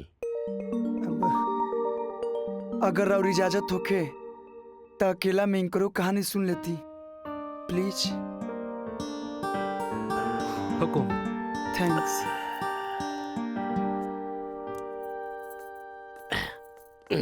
ओए ओए एजा का चला। हम कहाँ जाए? हम तो हमेशा तारा संग रहिले। ए तारा संग साथ की सीमा एजे खत्म। चल निकला। तो जाई, लेकिन कहानियाँ। अरे कहानी हम सुना दे बाबू। निकला, ठंडे ठंडे निकला। अच्छा जाई। अब चल। हाँ ठीक है, जा रहे हैं, जाते हैं। जा। कहानी सुने के रहे फिर ऐसे सुनी। अच्छा ठीक है, जाता नहीं जाता नहीं। चला अब शुरू हो जा। का? अब अरे कहानी और सब तो वक्त अइला पर होइए जाई। ढेर ख्याली पुलाव मत पकावा, होश में रहा। ई तहार घर ना बा जे कूद पड़बा हमरा ऊपर। जॉन भइल ओकरा खातिर हम शर्मिंदा बानी। हाँ हाँ, अभी होश में बाड़ा तो शर्मिंदा बाड़ा। जहाँ 2 पैक चढ़ल तहाँ फांदे लगवा चीन के दीवार। अब ढेर सताओ मत। ऊ पहला बार हम दारू पे रहे तारा के डरावे खातिर। अभी अपन यादाश्त वाला कहानी बतावा। कहानी का रहे? शराब पी के जे तू कैला वो हरकत के बाद हमार दिल टूट गई। अब फिर अस्पताल में तोहरा के ना देख के हम समझ गई नहीं कि तोहरा के अपना हरकत पे पछतावा नहीं खे। तब फिर हम भी ठान लेनी कि अब तोहरा से कोनो रिश्ता ना रखब। यही खातिर ई याददाश्त जाए के बहाना कईनी। ऊ रात जब तू भाई के गुंडा के मारत रहला तबे से हम तोहरा से बहुत उम्मीद बांध लेनी। बकवास दिखावेला ही सिनेमा में पहली नजर के प्यार। असल जीवन में ऐसा कुछ ना होला। पहली नजर के प्यार मतलब हमरा से। ए देखा, सच बात जुबान पे आ गई। अब ना में सर मत हिलावा। प्यार रहे लेकिन सब खत्म हो गई। लेकिन एमे हमार क्या गलती? वो हमार बाबूजी हमारे पे इतना न शक करेले कि हम कौन लड़की के बारे में सोचबे ना करनी और प्यार मोहब्बत के सेंस डेवलप ना भइल। अच्छा तो अब कहाँ से आ गई ई सेंस? जब से तू छोड़ के आई बड़ू तब से सब कुछ बदल गई बा। ऐसा लगाता कि हम तुम्हारा बिन जी ना पाई।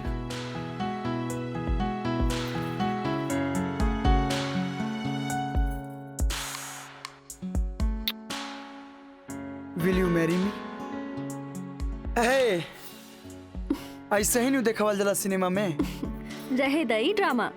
बियाह कईल इतना आसान नहीं खे। अरे तारा भाई के तारा बियाह से न एतराज बा कि तुहार बियाह होई तो बाल बच्चा हो जाई और तुहार सारा संपत्ति तार बाल बच्चा के हो जाई। छोड़ा ना बियाह शादी के चक्कर, काहे समय बर्बाद करते हो। चलो ना सीधे बाले बच्चा पैदा कर ले। शहर के सब प्लाने खत्म हो गए। चलो ना। हटा, मजाक छोड़। पहले ही बतावा एजा से निकलबा कैसे? मतलब हाँ तू पूछा तारू। अरे तू तब पहले हूँ भागल बड़े हूँ। उस समय सब सतर्क ना रहे, अब सब सतर्क हो गईले। अरे ये काम ता चुटकी बजा के हम कर दें। हम चाहे तो तोरा के भगा के अभी बियाह कर ली, लेकिन कायर जिसन भाग के बियाह नहीं करे के। रहे दा, बड़ा बड़ा बात ना कर। जाने ला कितना लोग बा यहाँ भाई के?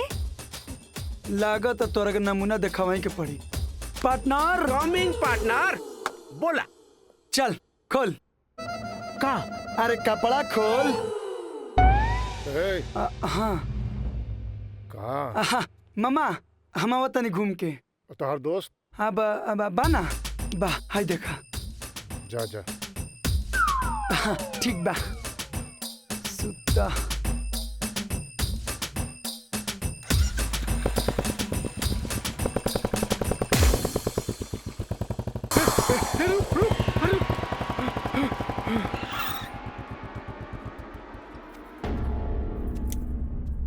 कौन हो रे तू? और एकरा कहाँ लेके गई रहस? बहनोई है तू। रोमांस करे गई रही। जबान संभाल के बात कर, ना तो कोटी कोटी काट दे। तू अंदर कैसे इला? मामा संगे। मामा तनी पूरा डिटेल बता दो। तोरा से तब बाद में निपटब। चल जो मुंडरवा से। अगर अपन सलामती चाहता रे तो दोबारा इजे नजर मत आइए। अंदर जो।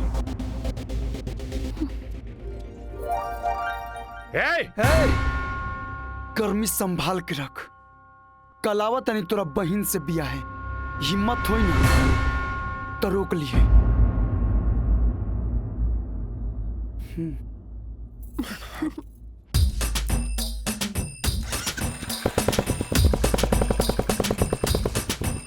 अरे है ना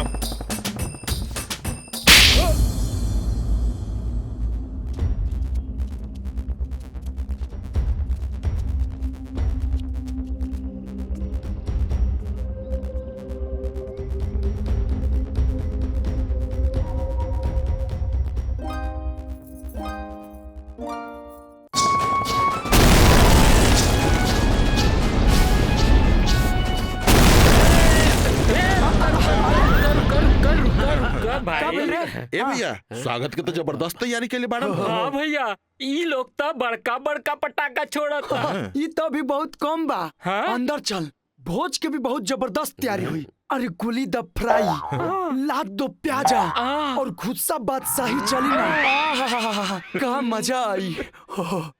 डोंट वरी ब्रो, आयल बानी तो डोला फना के जाए। चलो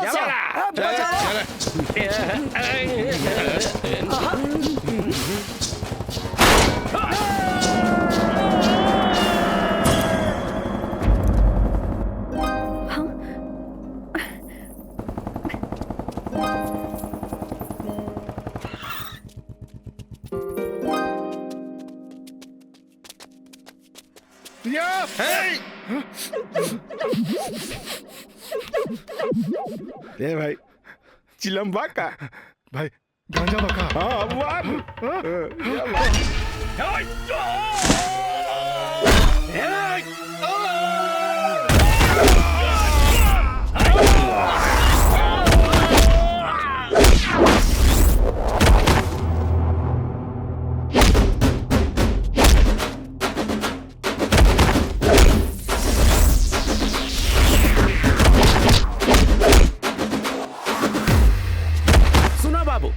जैसे हम मारब फुल बैंड बाजा बजे के चाहिए। बजावा।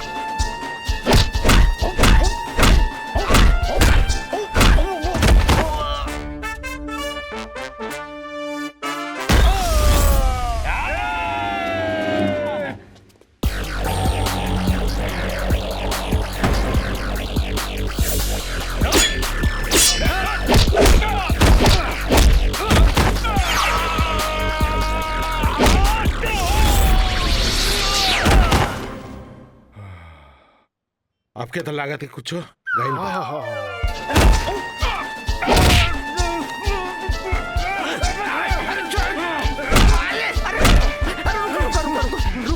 रुका आराम से। अरे हम कहले रहनी कि जब हम मारब तब बैंड बजेगा। अभी तक मार खाते नहीं, काहे बैंड बजावा तारा? हैं? अब बजेगा।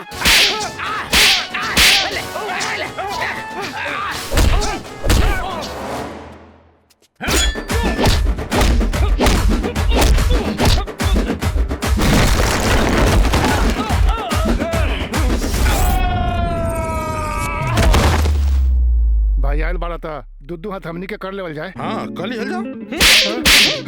अब हमू मारम तोड़ा के। हाँ तो मारो। मुड़िया नहीं लावा।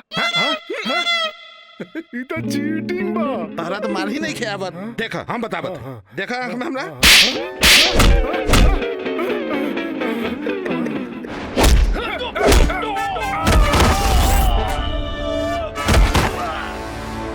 हैं?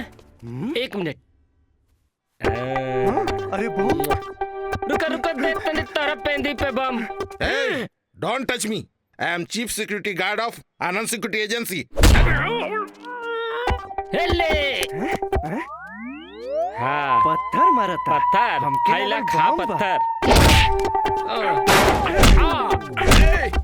पहले हमरा मार। ना पहले हमरा। अरे कंफर्म करके करा के मारे के बाद कंफर्म कर।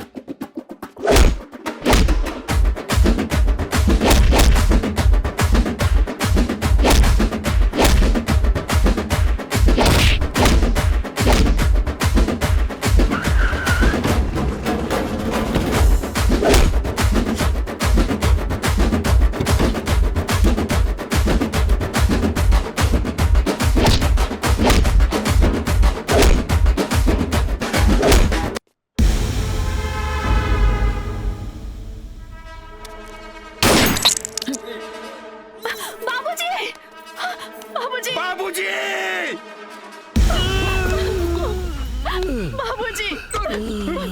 बाबूजी बाबूजी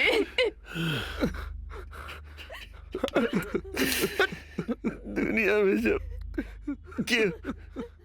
क्यों के बेटा पैदा होला ना तो लोग के हालांकि देख हमर वंश के आगे बढ़ावे वाला, लेकिन हम कहले रही ने हमरा मुखाग्नि देवे वाला आगे,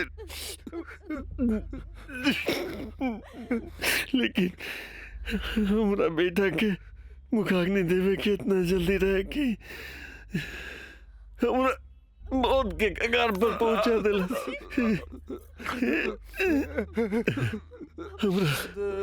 हमरा मालूम नहीं इतना कि हमर सीना पर गोली लगला से हमर बेटा सही रास्ता पे आ जाए, तुम खुद एकरा के बंदूक दे देले रहती और कहती कि मार गोली हमरा सीना पर, लेकिन गलत संगत हम छोड़ दे। लेकिन ये तो हमरा एक चिचरा के हाथे गोली मरवा देलस।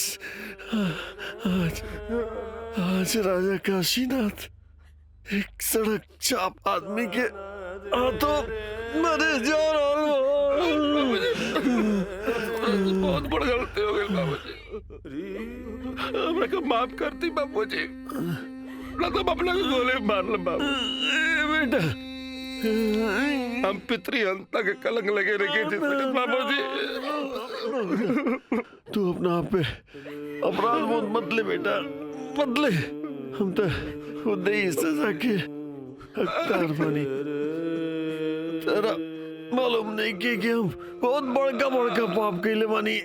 सबसे बड़का पाप तो ही कैले बानी कि एक बाप होकर के बेटा और बेटी में अंतर महसूस कैले। हम भगवान के दियाली सजा से खुश बानी। तो दोनों भाई बहन भी खुश रही है।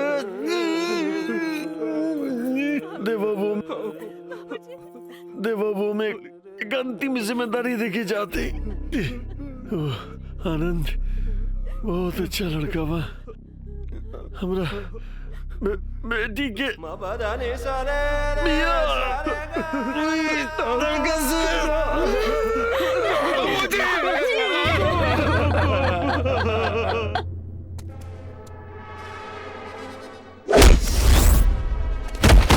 धारिया जीजा